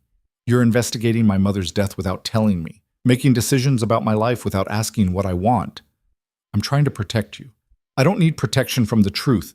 I need a partner who treats me like an equal, not a child to be managed. Victor was silent for a long moment. You're right. The admission caught her off guard. What? You're right. I should have told you what I found. Should have asked if you wanted me to pursue it. He sighed. I'm used to making decisions unilaterally. It's going to take time to break that habit. I want to know everything, every detail you've uncovered. When I get home, I promise. And Victor? Yeah? Don't shut me out again, even if you think you're protecting me. Okay. She hung up and realized her hands had stopped shaking. For the first time in her life, she'd demanded what she needed, and someone had actually listened. It felt powerful, terrifying. Right. When Victor came home that evening, he spread every file, every report, every piece of evidence across the dining room table. And together, they went through it all. By the end, Lena was crying, not from pain, but from relief. Finally, someone believed her. Someone was willing to fight for justice instead of sweeping everything under the rug. What do you want to do? Victor asked. This is your choice. We can pursue criminal charges, or we can let it go. Either way, I'll support you. Lena looked at the evidence, looked at Victor, looked at the life she was building. I want him to pay, she said. Not for me. For my mother. She tried to save me, and he killed her for it. That can't go unpunished. Okay, then that's what we'll do. They called Marcus together, filed the formal complaint together, made the decision together. And when it was done, when the wheels of justice were finally in motion, Lena turned to Victor. Thank you for asking what I wanted. Thank you for telling me I was wrong. Is that hard for you, being wrong? Absolutely terrible. He said it with a slight smile. She smiled back. You'll get used to it. I doubt that. They were still sitting at the dining room table at midnight, talking through everything. At some point, Mrs. Chen brought tea and quietly disappeared. The house settled into silence around them. Can I ask you something? Lena said. Haven't you been asking me things all night? This is different. She took a breath. When you look at me, what do you see? Victor considered the question carefully. I see someone who's stronger than she knows. Someone who survived hell and came out the other side still capable of kindness. Someone who throws terrible snowballs and makes the best pasta I've ever had. He met her eyes. I see someone I don't deserve, but am grateful to know anyway. That's not true. The not deserving part. Isn't it? I'm a man who built an empire on fear and control. You're someone who knows exactly what that kind of power costs. You're also someone who's trying to change. That counts for something. Does it? Yes. She reached across the table, took his hand. It counts for everything. They sat like that, hands linked across a table covered in evidence of her father's crimes, and something unspoken but undeniable passed between them. Later, when Lena finally went up to bed, she paused at her bedroom door and looked back at Victor. Good night, she said. Good night. Neither of them moved. Victor? Yeah? I'm glad I married you. The words hung in the air between them. Victor's expression softened into something that might have been hope. I'm glad too. Lena went inside and closed the door. But for the first time since moving into this house, she didn't lock it. The unlocked door became a metaphor for everything that followed. December brought the kind of cold that made your bones ache, but inside the Hale estate, something warmer was taking root. Small shifts at first. Victor started coming home earlier, sometimes before dinner. Lena stopped asking permission before using rooms in the house. They fell into routines that felt less like obligation and more like choice. The morning after her confession about being glad she'd married him, Lena woke to find Victor already in the kitchen. Not unusual anymore, but he was doing something she'd never seen, attempting to cook. "What are you doing?" She stood in the doorway, watching him wrestle with a frying pan. "Making breakfast." He flipped what might have been an omelet. It fell apart. "Or trying to." "Why?" "Because you always make dinner." Seemed fair to return the favor. Lena moved closer, assessed the damage. Eggs everywhere, burnt toast smoking in the toaster, coffee that looked like motor oil. "How long have you been at this?" 20 minutes. "It looks like a crime scene." "I'm aware." He stared at the ruined eggs. "I don't know how you make this look easy." She couldn't help it. She laughed. Actually laughed, the sound surprising both of them. "What's funny? You. The man who controls half the city can't cook an egg." "Apparently not." He set down the spatula in defeat. "I was trying to do something nice." "I know, and it is nice, just—" She gently moved him aside. "Let me help before you burn the house down." They worked together, Lena salvaging what she could while Victor took instruction with the same intensity he probably applied to business deals. By the time they sat down to eat, the food was edible, if not impressive. "Not bad for a team effort," Victor said, taking a bite. "You're being generous." "I'm being realistic. This is better than what I would have produced alone." Lena poured herself coffee. "Can I ask what brought this on? The cooking attempt?" Victor was quiet for a moment. "You said you wanted a partner. Partners share the work. I'm trying to figure out what that looks like. It doesn't have to look like anything specific. We're making it up as we go." "That's the problem. I'm not good at making things up. I like structure, clear expectations." "Life doesn't work that way." "I'm learning that." He met her eyes across the table. "You're teaching me that." Before Lena could respond, his phone rang. He glanced at the screen, frowned. "It's Marcus. I should take this." "Go ahead." He stepped into the hallway. Lena could hear his voice, low and clipped. When he returned 5 minutes later, his expression was unreadable. "What happened?" "Your father's been arrested." The coffee cup froze halfway to her lips. "What?" "The DA filed charges this morning. Multiple counts of obstruction of justice, evidence tampering, and they're investigating the circumstances of your mother's death." Victor sat back down. "They moved faster than I expected." Lena set down the cup carefully. "What does this mean?" "It means there'll be a trial. You'll probably have to testify." "About the abuse?" "About everything. Your childhood, the hospital visits, what you witnessed." He watched her carefully. "You can still back out. We can withdraw the complaint." "No." "Lena." "I said no. I'm doing this. It's going to be brutal. His lawyers will try to discredit you.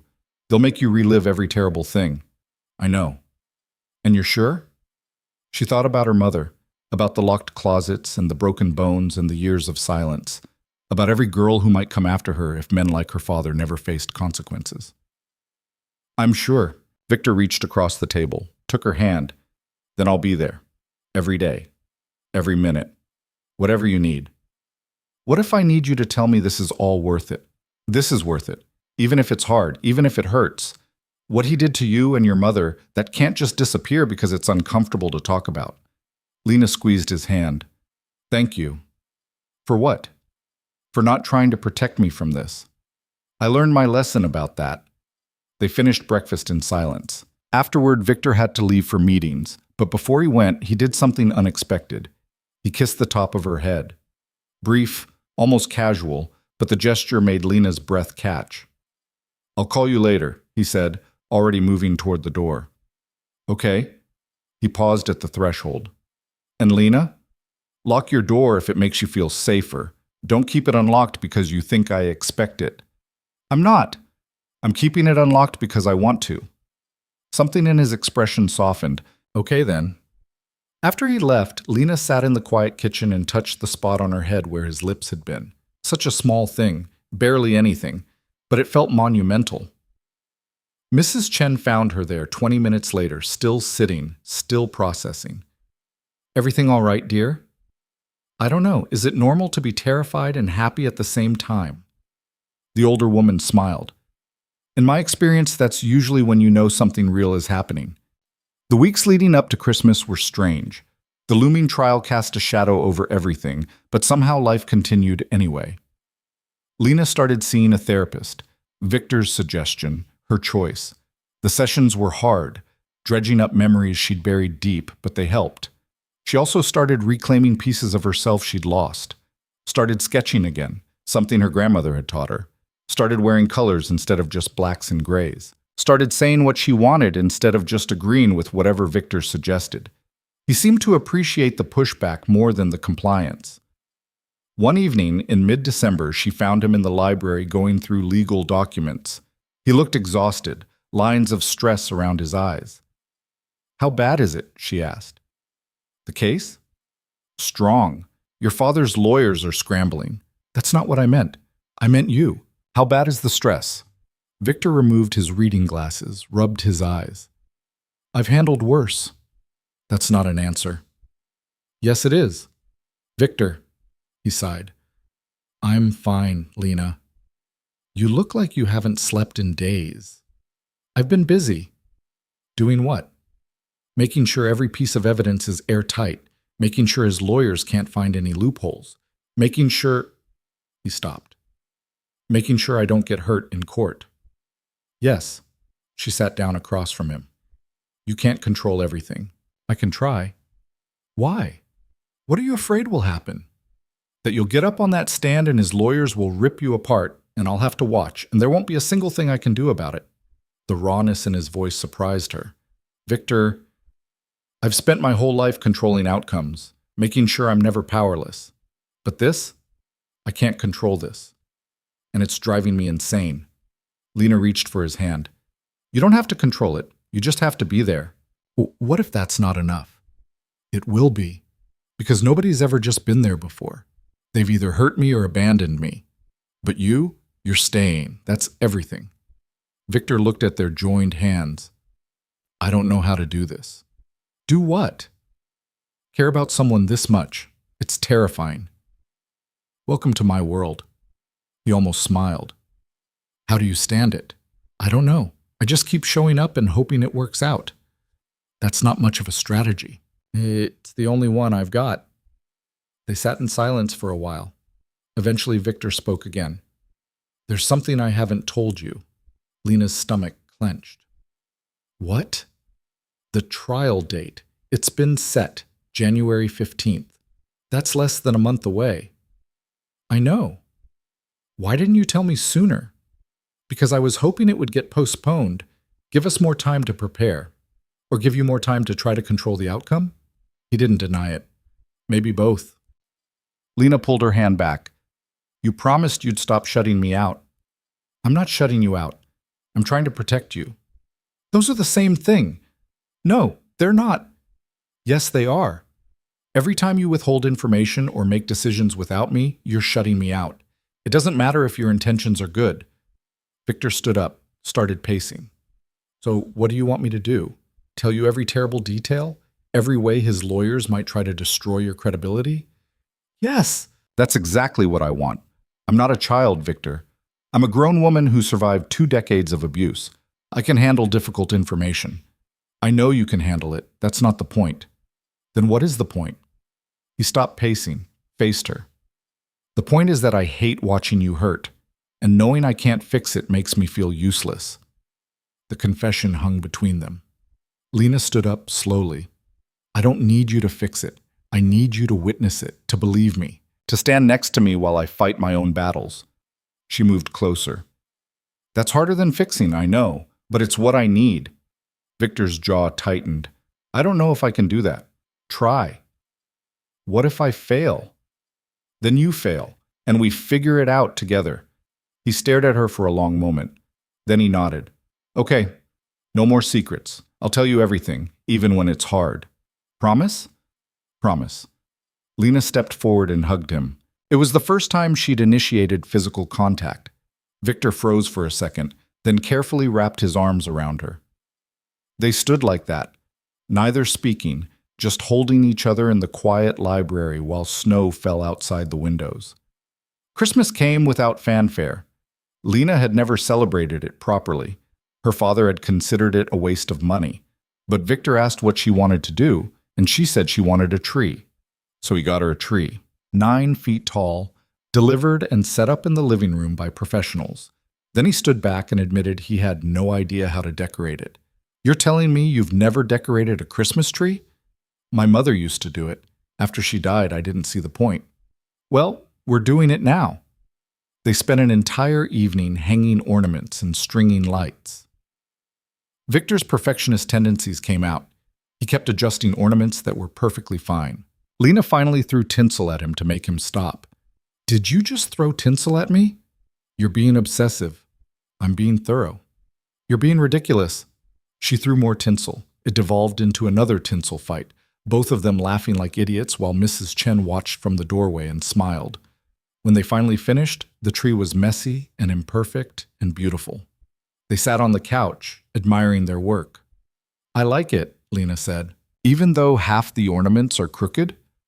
"Especially because half the ornaments are crooked. Perfect is boring." Victor looked at her. "Is that a philosophy or a criticism?" "Both." "Fair enough." They sat in comfortable silence. Then Victor spoke. "I got you something. For Christmas." "You didn't have to do that." "I know. I wanted to."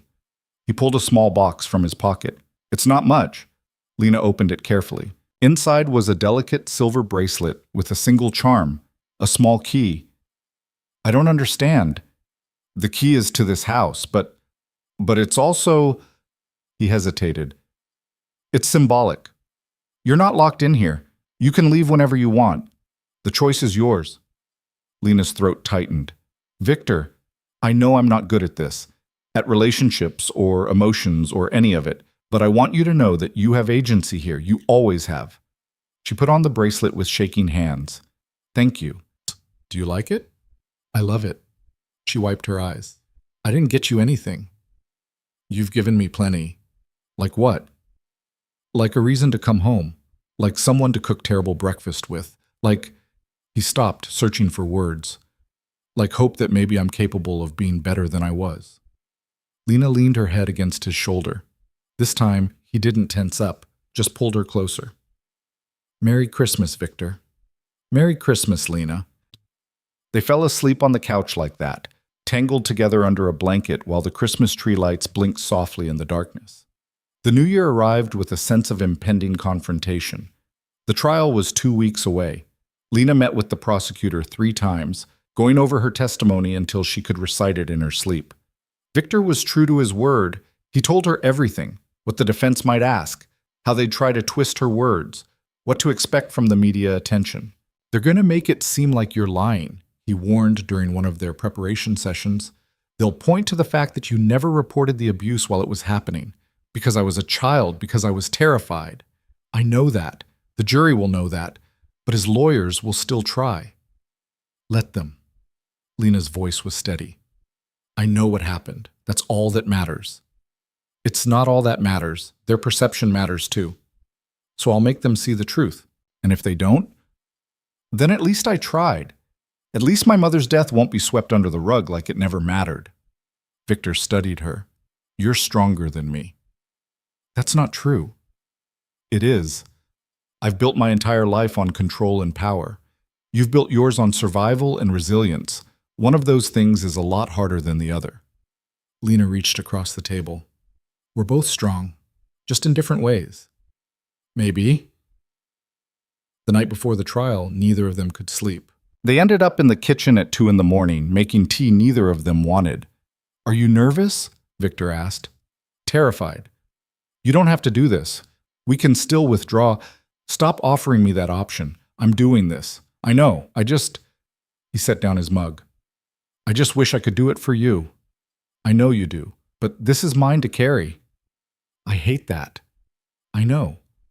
They sat in silence. Eventually, Lena spoke. "Will you tell me something true? Something you've never told anyone?" Victor looked at her carefully. "Why?" "Because I'm scared and I need to focus on something else. And you're good at being honest when I push." He considered for a long moment. "All right, something true." He took a breath. "I'm in love with you. Have been for weeks. maybe longer. And it scares the hell out of me because I don't know how to love someone without trying to control them. Lena's heart stopped. Victor, you asked for truth. That's mine. I don't know what to say. You don't have to say anything. I'm not asking for anything back. I just wanted you to know. But Lena was already moving around the table. She cupped his face in her hands and kissed him. It was clumsy and unpracticed and perfect. Victor froze for a second, then pulled her closer, kissing her back with a desperation that surprised them both. When they finally broke apart, both breathing hard, Lena rested her forehead against his. I love you too, she whispered. I'm terrified of it, but I do. You don't have to be terrified. Yes, I do. Love has only ever hurt me before. I won't hurt you, not on purpose. I know, but what if it happens anyway? Then we deal with it, together. They kissed again, slower this time, softer. When they pulled apart, Victor touched her cheek gently. We should get some sleep. Big day tomorrow. I can't sleep. Me either. So what do we do? Stay up together, I guess. They moved to the living room, curled up on the couch under blankets.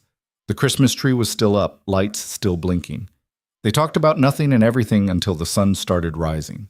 At 7, Mrs. Chen found them asleep in each other's arms. She quietly made coffee and left it on the table without waking them. The trial started at 9.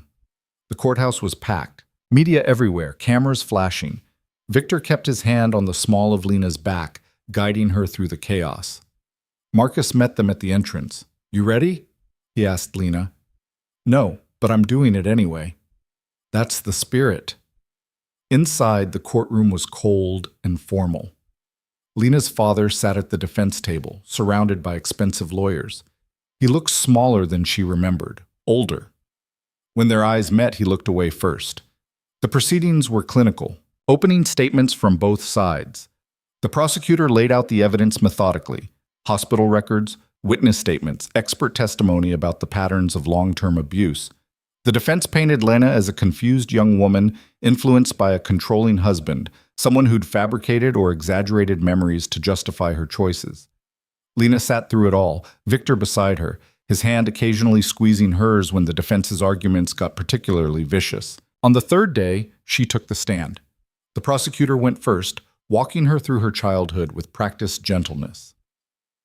Lena kept her voice steady, recounting facts without emotion. The broken bones, the locked closets, the fear. Then came cross-examination. Her father's lead attorney was a woman in her 50s, perfectly polished, shark-eyed. She smiled at Lena like they were old friends. Miss Varelli, or should I say Mrs. Hale, you've made some very serious accusations against your father. They're not accusations, they're facts. Facts, I see, the lawyer paced. And yet you never reported this alleged abuse while it was happening. Why is that? Because I was a child. Because he threatened me. Because no one would have believed me anyway. No one would have believed you, or you simply didn't try. I tried. I told my grandmother. I told a teacher once. Nothing happened. Nothing happened. Interesting. The lawyer consulted her notes. I have statements here from your father's colleagues, neighbors, community members, all describing him as a devoted father, a pillar of the community. Does that sound like an abusive monster to you? Abusers don't wear signs. They're often charming in public. That's how they get away with it. Or perhaps your memory is colored by recent events, by your marriage to a man with significant resources and motivation to discredit your father. Lena's hands clenched. My memory is colored by 20 years of trauma. Alleged trauma. There's nothing alleged about it. I have scars. I have medical records. You have old injuries with explanations that could go either way. What you don't have is any contemporaneous reports of abuse, any witnesses to these alleged incidents. Because he was careful. Because he knew how to hide it. The lawyer smiled. Or because it didn't happen the way you're claiming. It happened exactly as I'm claiming. Did it? Or has your new husband convinced you to remember things in a certain light? He stands to benefit significantly from your father's downfall, doesn't he? Victor tensed beside Marcus. The prosecutor objected.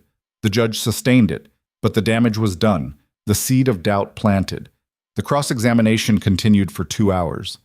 By the end, Lena was exhausted, emotionally wrung out, but she hadn't backed down, hadn't changed her story. When she finally stepped down, Victor was there. He didn't say anything, just pulled her close while cameras flashed around them. "You did good," he whispered. "Did I?" "You told the truth. That's all you can do."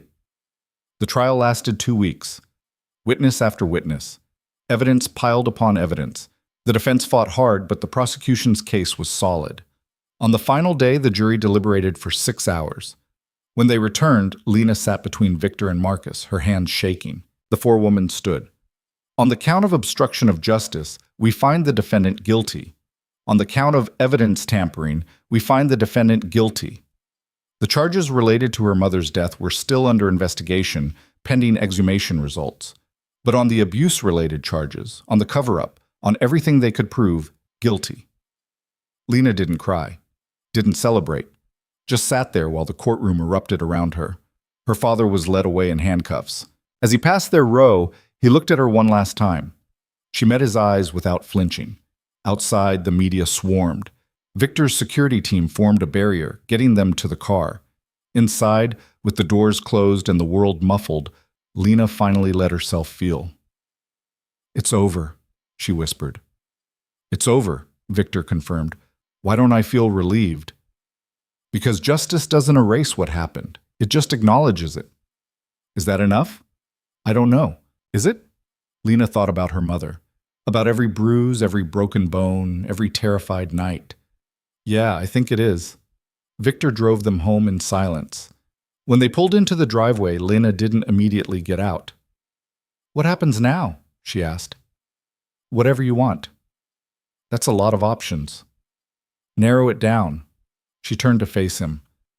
"I want to build a life that's mine, not defined by what happened to me, not controlled by fear, just mine." "Okay, and I want you in it, if you want to be." Victor reached over, tucked a strand of hair behind her ear. "There's nowhere else I'd rather be." They went inside together. Mrs. Chen had dinner waiting. They ate, talked about mundane things, pretended everything was normal even though nothing would ever be the same. That night, for the first time, Lena knocked on Victor's bedroom door. He opened it, surprised. "Everything okay?" "Can I stay here tonight? I don't want to be alone." "Of course." They lay in his bed, not touching at first, just existing in the same space. Eventually, Lena moved closer, resting her head on his chest. Victor's arm came around her automatically. "Thank you," she said into the darkness. "For what?" "For choosing restraint when you could have chosen control. For protecting me without possessing me. For being exactly what I needed even when you didn't know what that was." His arms tightened around her. "Thank you for teaching me that power and control aren't the same thing. That sometimes the strongest thing you can do is step back." They fell asleep like that, tangled together. Two broken people who'd somehow managed to build something whole. The weeks after the trial felt like learning to breathe in a different atmosphere. Everything was the same house, same routines, same people, but fundamentally altered. Lena woke up each morning without the weight of impending confrontation, and the absence of that pressure was disorienting. She still had nightmares, still flinched at sudden noises. But now when she woke up gasping, Victor was there. Not fixing it, not offering solutions, just present, solid, real. One morning in late January, she found him in the kitchen staring at his coffee like it held answers to questions he hadn't asked yet. "You're thinking too loud," she said, pouring her own cup. "Didn't know that was possible." "With you? Everything's possible." She sat across from him. "What's wrong?" Victor set down his cup. "Nothing's wrong. That's the problem." "I don't understand. I keep waiting for the other shoe to drop, for something to go wrong. It's been almost a month since the verdict and nothing bad has happened." "So you're worried because things are going well?" Sounds stupid when you say it like that. It sounds human. Lena reached for his hand. "We're not used to things being okay. We're both waiting for the punishment we think we deserve." "Do you feel that way too?" "Every day. I keep thinking I'm going to wake up and this will all be gone. You'll realize you don't actually want to be married to damaged goods." Victor's jaw tightened. "Don't call yourself that." "Why not? It's what I am." "No, it's what was done to you. There's a difference." He squeezed her hand. "You're not damaged, Lena. You're healing. Those aren't the same thing. She looked at their joined hands. How do you always know what to say? I don't. I mess up constantly. You're just generous enough to focus on the times I get it right. Mrs. Chen appeared with breakfast, tactfully ignored their intensity, and disappeared again. They ate in comfortable silence until Lena spoke. I've been thinking about something. Yeah? I want to do something with my mother's life insurance money, the policy my father couldn't touch. Victor looked up. What kind of something? A foundation for survivors of domestic violence. Help them get out, get therapy, rebuild their lives. She met his eyes. I want something good to come from all the bad. That's a big undertaking. I know, but I need to do something. I can't just move on like none of it happened. You're not moving on. You're moving forward. There's a difference. Is there? Yeah. Moving on means forgetting. Moving forward means carrying it with you but not letting it control you. Lena smiled slightly. Where'd you learn that? My therapist? She blinked. You're seeing a therapist? Started 3 weeks ago. Figured if I was going to ask you to work on your trauma, I should probably deal with mine. You never mentioned it. I'm mentioning it now. He took a sip of coffee. Turns out I have control issues and abandonment fears stemming from watching my parents destroy each other. Who knew? Everyone who's ever met you knew. Fair point. They finished breakfast, and Victor headed to his study to make calls about the foundation. Lena wandered into the library and found herself staring at the family photos she'd started adding to the shelves. Her grandmother. Her mother as a young woman, before everything went wrong.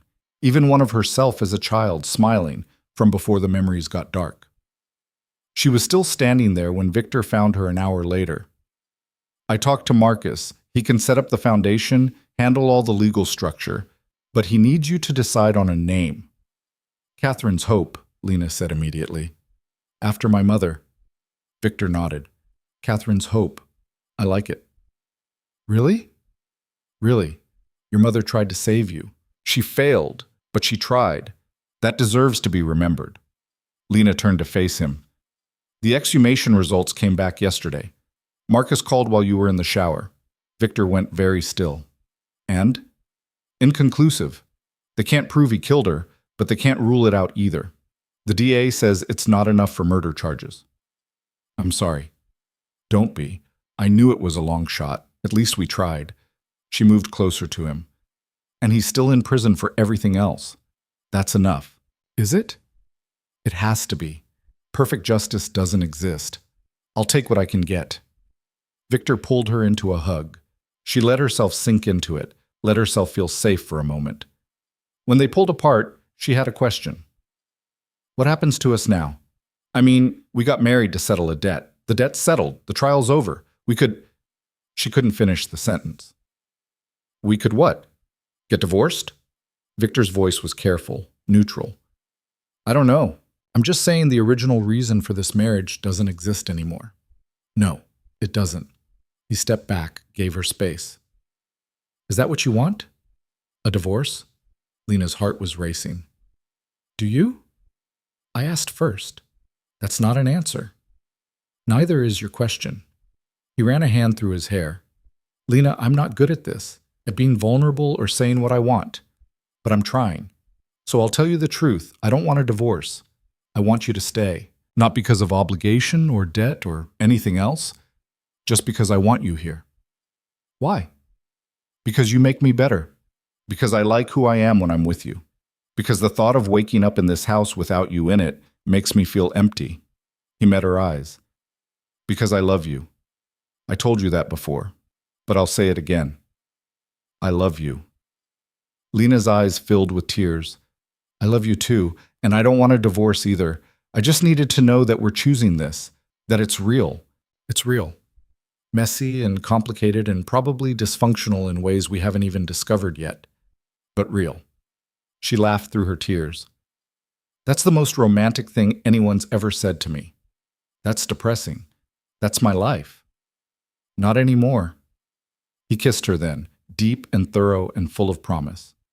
When they broke apart, both breathing hard, Lena rested her forehead against his. So what do we do now? How do we make this real? We start over. Not erasing what happened, but building something new on top of it. How? I don't know. We figure it out together. They spent the rest of the day planning the foundation. What services it would offer, how they'd fund it, who they'd serve. It felt good to channel the pain into something productive. That evening, Victor surprised her with dinner at a restaurant downtown. Not fancy, just a small Italian place with checkered tablecloths and candles in wine bottles. "What's this for?" Lena asked as they were seated. "Does it need to be for something?" "You're not usually spontaneous." "I'm trying something new, being spontaneous." "How's it going?" "Ask me after dessert." They ordered pasta and wine, talked about the foundation, about the house renovations Lena wanted to do, about nothing important. Normal couple things. It felt strange and wonderful. Halfway through the meal, Victor set down his fork. "I want to ask you something, and I need you to be completely honest." Lena's stomach clenched. "Okay. Are you staying because you love me, or because you don't know where else to go?" The question hit like a physical blow. "Is that really what you think?" "I don't know what to think. Your whole life has been people controlling you, trapping you. I need to know I'm not just another cage." Lena set down her own fork. "You want honesty? Fine. When we first got married, I stayed because I had no choice. Then I stayed because it was safer than the alternative. But now?" She leaned forward. "Now I'm staying because I choose to. Because I want to. Because you've given me every opportunity to leave and I keep choosing you. How do I know that's real? How do I know what you're not just traumatized and confusing safety with love?" "You don't. I don't. None of us know anything for certain." Her voice got stronger. "But I know that when you walk into a room, my heart beats faster. I know that I miss you when you're gone. I know that the thought of building a life without you makes everything feel gray and empty. If that's trauma, fine, but it feels a lot like love to me." Victor was quiet for a long moment. "I'm sorry, I shouldn't have asked like that." "No, you should have. We need to be able to ask hard questions." She reached across the table. "But Victor, you need to trust that I know my own mind. I've spent my whole life being told I don't. Don't you do it too?" You're right. I'm sorry. Stop apologizing. Just believe me when I tell you how I feel. I'm trying. Try harder." He almost smiled. "Yes, ma'am." They finished dinner, and as they walked back to the car, Victor took her hand. Such a simple gesture, but it meant everything. February brought unexpected challenges. The media attention from the trial had died down, but there were still occasional articles, still people who recognized Lena on the street. Some sympathetic, some cruel. She learned to ignore both. The foundation was taking shape. They'd secured office space, hired a small staff, started reaching out to survivors who needed help. Lena threw herself into the work, and Victor watched her come alive in a way he'd never seen before. One afternoon, she came home excited about a woman they'd helped escape an abusive situation. She had 2 kids and nowhere to go. "We got her into temporary housing, connected her with a lawyer, enrolled the kids in a new school district. Victor, we actually helped someone." "That's what you built this for." "I know, but seeing it work, actually making a difference, it's incredible." She was glowing, and Victor felt something shift in his chest. This was what she was meant to do. Not hide in his house, not play wife to a man who'd bought her freedom. This, helping people, making a difference. "I'm proud of you," he said. She looked surprised. "Really?" "Really. You took the worst thing that ever happened to you and turned it into something that helps other people. That takes real strength." Lena crossed the room, kissed him softly. "Thank you for making this possible." "You made it possible. I just provided resources." "Resources matter, but so does support." She pulled back, studied his face. "You've changed, you know." "Have I?" "Yeah, you're less rigid, more willing to be messy." "Is that good?" "It's human. So yes." That night they made love for the first time. Not sex. They'd done that a few times, careful and tentative. But this was different. Slower. More vulnerable.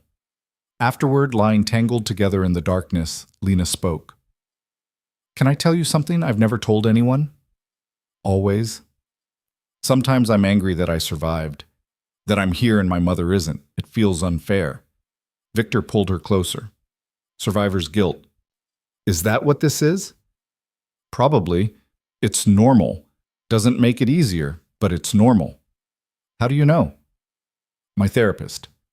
We talk about it a lot. The guilt of having more than my parents did, of succeeding where they failed. Lena traced patterns on his chest. Do you think they'd be proud of you? My mother would be. My father... He paused. I don't know. Probably not. But I've stopped caring what he would think. When did that happen? When I realized I was building a life for me, not against him. That's profound. Don't sound so surprised. She laughed. I'm not surprised, just impressed. They fell asleep like that, wrapped around each other, two people who'd somehow found peace in the wreckage. March brought spring and new beginnings. The foundation was thriving. They'd helped 15 women in 2 months, with more reaching out every day. Lena was talking about expanding, opening a second location. Victor was restructuring his business, selling off the shadier enterprises, focusing on legitimate investments. It meant less money, but cleaner hands. He found he preferred it. One evening, they were working together in the library, Lena on foundation paperwork, Victor on business contracts. When she spoke without looking up, I want to do something public. About the abuse. Victor set down his pen. What do you mean? I want to talk about it, not hide it. There are too many people suffering in silence because they're ashamed. I don't want to be ashamed anymore. That's going to bring a lot of attention, a lot of questions. I know, but I think I'm ready. She finally looked at him. What do you think? I think you're the bravest person I've ever met. That's not an answer. Yes, it is. If you're ready to tell your story publicly, I support you completely. Whatever you need. She stood up, moved to where he sat, settled into his lap. Even if it reflects badly on you, people will know I was forced into this marriage. Then they'll know the truth. I'm not ashamed of how this started. I'm proud of where we are now. Are you sure? Positive. They decided to do an interview, a legitimate journalist from a respected publication. Lena spent weeks preparing, working with a media coach, deciding what she wanted to say. The interview ran in April, front page. Unflinching account of the abuse, the trial, the foundation, but also the story of her marriage, how it started as a transaction and became something real. The response was overwhelming. Hundreds of messages from survivors, donation offers, women reaching out for help. Some criticism, too, people who questioned her motives, who thought she was capitalizing on trauma. Lena read everything, the good and the bad, and refused to let it shake her. You're handling this better than I would, Victor said after a particularly vicious op-ed questioned whether she was exaggerating for sympathy. I spent 20 years being told my truth didn't matter. I'm not going back to that. Good.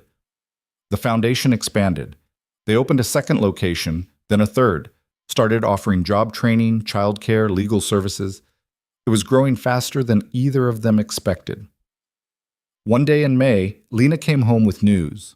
I was asked to speak at a conference about trauma recovery and advocacy. That's incredible. When? 3 months. But Victor, she hesitated. It's in Chicago. I'd be gone for 4 days. Okay. You're okay with that? Why wouldn't I be? I don't know. I've never been away from you since we got married. Victor stood up, crossed to where she stood. Lena, you're not a prisoner here. You never were. If you want to go speak at a conference, go speak at a conference. It doesn't make you nervous? Me being gone? Of course it makes me nervous. I'll miss you. But that's my problem to manage, not yours to fix. She kissed him. I love you. I love you too. Now tell me more about this conference. She went to Chicago in August. Victor drove her to the airport, walked her to security, kissed her goodbye like it was the most normal thing in the world. Call me when you land, he said. I will. And Lena? Yeah? Knock them dead. She did. Her speech about survival and resilience and building something meaningful from pain was met with a standing ovation. The foundation got national attention. Donations poured in. When she came home 4 days later, Victor picked her up from the airport with flowers. You didn't have to do that, she said, but she was smiling. I know, I wanted to. How was it? Incredible. terrifying. I hated every second and loved every second. That sounds about right. They drove home talking about the conference, the people she'd met, the connections she'd made. It felt easy, natural, like they'd been doing this for years instead of months. That night, lying in bed, Lena spoke into the darkness. Do you ever wonder what would have happened if my father had paid his debt some other way? If we'd never gotten married? Victor was quiet for a moment. Sometimes. Do you? Yeah. And I can't decide if we would have found each other anyway, or if we only work because of the circumstances. Does it matter? I don't know. Does it? I don't think so. We can't rewrite the past. We can only decide what to do with the present. That's very zen of you. I have my moments. She rolled over, faced him in the darkness. I'm glad he chose this way to settle the debt. As terrible as it was, as wrong as it was, it brought me to you. I'm glad too, even though I wish you'd never needed saving in the first place. We both needed saving, just in different ways. Maybe that's what love is. Mutual rescue. That's the second most romantic thing you've ever said to me. What was the first? When you told me I wasn't damaged, I was healing. Victor pulled her closer. Both things are still true. They fell asleep wrapped around each other, two people who'd started as strangers and become something neither of them had expected. Partners, friends, lovers. Home. September marked a year since their wedding. They celebrated quietly, just the two of them, with dinner at home and no fanfare. A year ago, I was terrified of you, Lena said over dessert. A year ago, I thought I was doing you a favor by keeping my distance. We were both idiots. Complete idiots. She raised her glass. To being idiots who figured it out anyway. I'll drink to that. They clinked glasses and smiled at each other across the table. Not perfect, not healed, but better. Always moving toward better. The foundation continued to grow. By the end of the year, they'd helped over 100 women escape abusive situations. Lena was featured in magazines, invited to speak at events, recognized as a leader in advocacy work. Victor stepped back from his business more and more, letting others run things while he focused on the foundation's financial strategy. He discovered he preferred building things up to tearing them down. One evening in December, exactly a year after their first Christmas together, they were decorating a new tree when Lena spoke. I want to do something different this year. What kind of different? I want to invite people, have a party, celebrate openly instead of hiding. Victor paused mid-ornament. You want people in the house? I want to stop living like we have something to be ashamed of. This is our home, our life. I want to share it. Okay? Really? Really? Who do you want to invite? Mrs. Chen, Marcus, the foundation staff, maybe some of the women we've helped who want to come. She looked at him nervously. Is that too much? It's perfect. They threw the party on Christmas Eve. 20 people in the house, laughing and eating and celebrating. Lena moved through the crowd with confidence Victor had never seen before. She was radiant. At one point, he found himself standing next to Marcus, both watching Lena tell a story that had everyone laughing. She's come a long way, Marcus observed. We both have. You know, when you first told me about this marriage arrangement, I thought you'd lost your mind. I probably had. But looking at you two now, Marcus shook his head. I've never seen you this happy. I didn't know I could be this happy. That's because you'd convinced yourself happiness was weakness. And now? Now you know better. Later, after everyone had left and they were cleaning up, Lena found the small jewelry box Victor had hidden behind a stack of plates. What's this? Open it. Inside was a ring, simple, elegant, with a single diamond. Victor, I know we're already married, but that was obligation. He took the ring, got down on one knee. This is choice. Lena, will you marry me? Again? For real this time? She was crying and laughing at the same time. Yes. Yes, absolutely yes. He slipped the ring onto her finger next to the one she already wore. Both of them were shaking. I love you, he said. I love you too. They renewed their vows on New Year's Eve, just the two of them and Marcus as witness. Nothing fancy, just promises made with full hearts and clear eyes. I promise to choose you every day, Lena said. Even on the hard days, especially on the hard days. I promise to give you space to grow, Victor said. To support without controlling. To love without possessing. They exchanged rings, kissed as the clock struck midnight, and started the new year as partners in every sense of the word.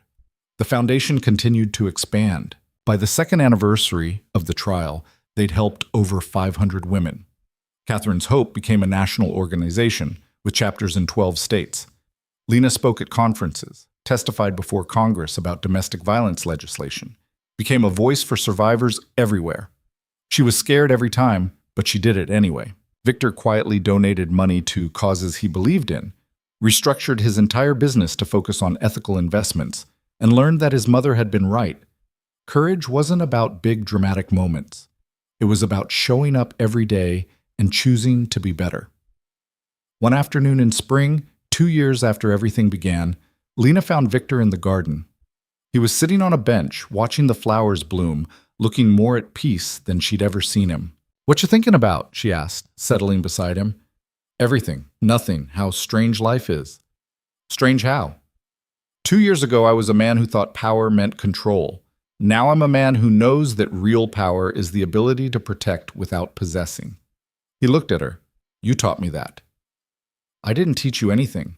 You learned it yourself." "You showed me it was possible." "That's the same thing." They sat in comfortable silence, watching the garden, feeling the sun on their faces. After a while, Lena spoke. "Do you remember that first night when you walked away?" "Every detail." "What made you do it? Really?" Victor thought about it. "Fear, mostly. Fear of becoming my father. Fear of being another person who hurt you. Fear of myself." He took her hand. "But also hope. This tiny, ridiculous hope that maybe I could be different, better." "Were you?" "Am I? I don't know. But I'm trying. Every day I'm trying. That's all any of us can do." They sat together as the afternoon stretched toward evening, two people who'd started in darkness and found their way to light. Not perfectly, not without scars, but together. In the end, the story wasn't about a forced marriage or abuse survived or justice won. It was about two broken people learning that healing wasn't about becoming perfect. It was about choosing, every day, to be a little bit better than yesterday. Victor had learned that true power wasn't control. It was restraint. It was protection without possession. It was loving someone enough to let them be free. And Lena had learned that survival was only the beginning, that there was life after trauma, that she deserved to take up space, to speak her truth, to build something meaningful from the ashes of what had been destroyed. Together they'd learned that love wasn't about being saved, it was about saving each other. Mutual rescue, mutual growth, mutual choice. The house that had once felt like a prison became a home. The marriage that started as a debt became a partnership. The fear that had defined both their lives transformed into something else entirely. Not the absence of fear, but the courage to move forward despite it. Years later, when people asked how they made it work, Victor would say, "We chose each other. Every single day, we chose each other." And Lena would add, "Even on the days when it was hard, especially on those days." Because that was the truth. Love wasn't a fairy tale. It was work, choice, commitment. It was showing up even when you were scared. It was being vulnerable even when it hurt. It was trusting someone with your broken pieces and believing they wouldn't use them as weapons. It was everything Victor had never thought he deserved and everything Lena had never thought she'd find. And it was real, messy, complicated, imperfect, and absolutely real. In the garden where they sat that spring afternoon, the flowers bloomed without fear. Birds sang without asking permission. Life continued, beautiful and ordinary and precious. And two people who had learned to survive learned something even more important: how to live. Not just exist, not just endure, but truly, fully, fearlessly live. Together.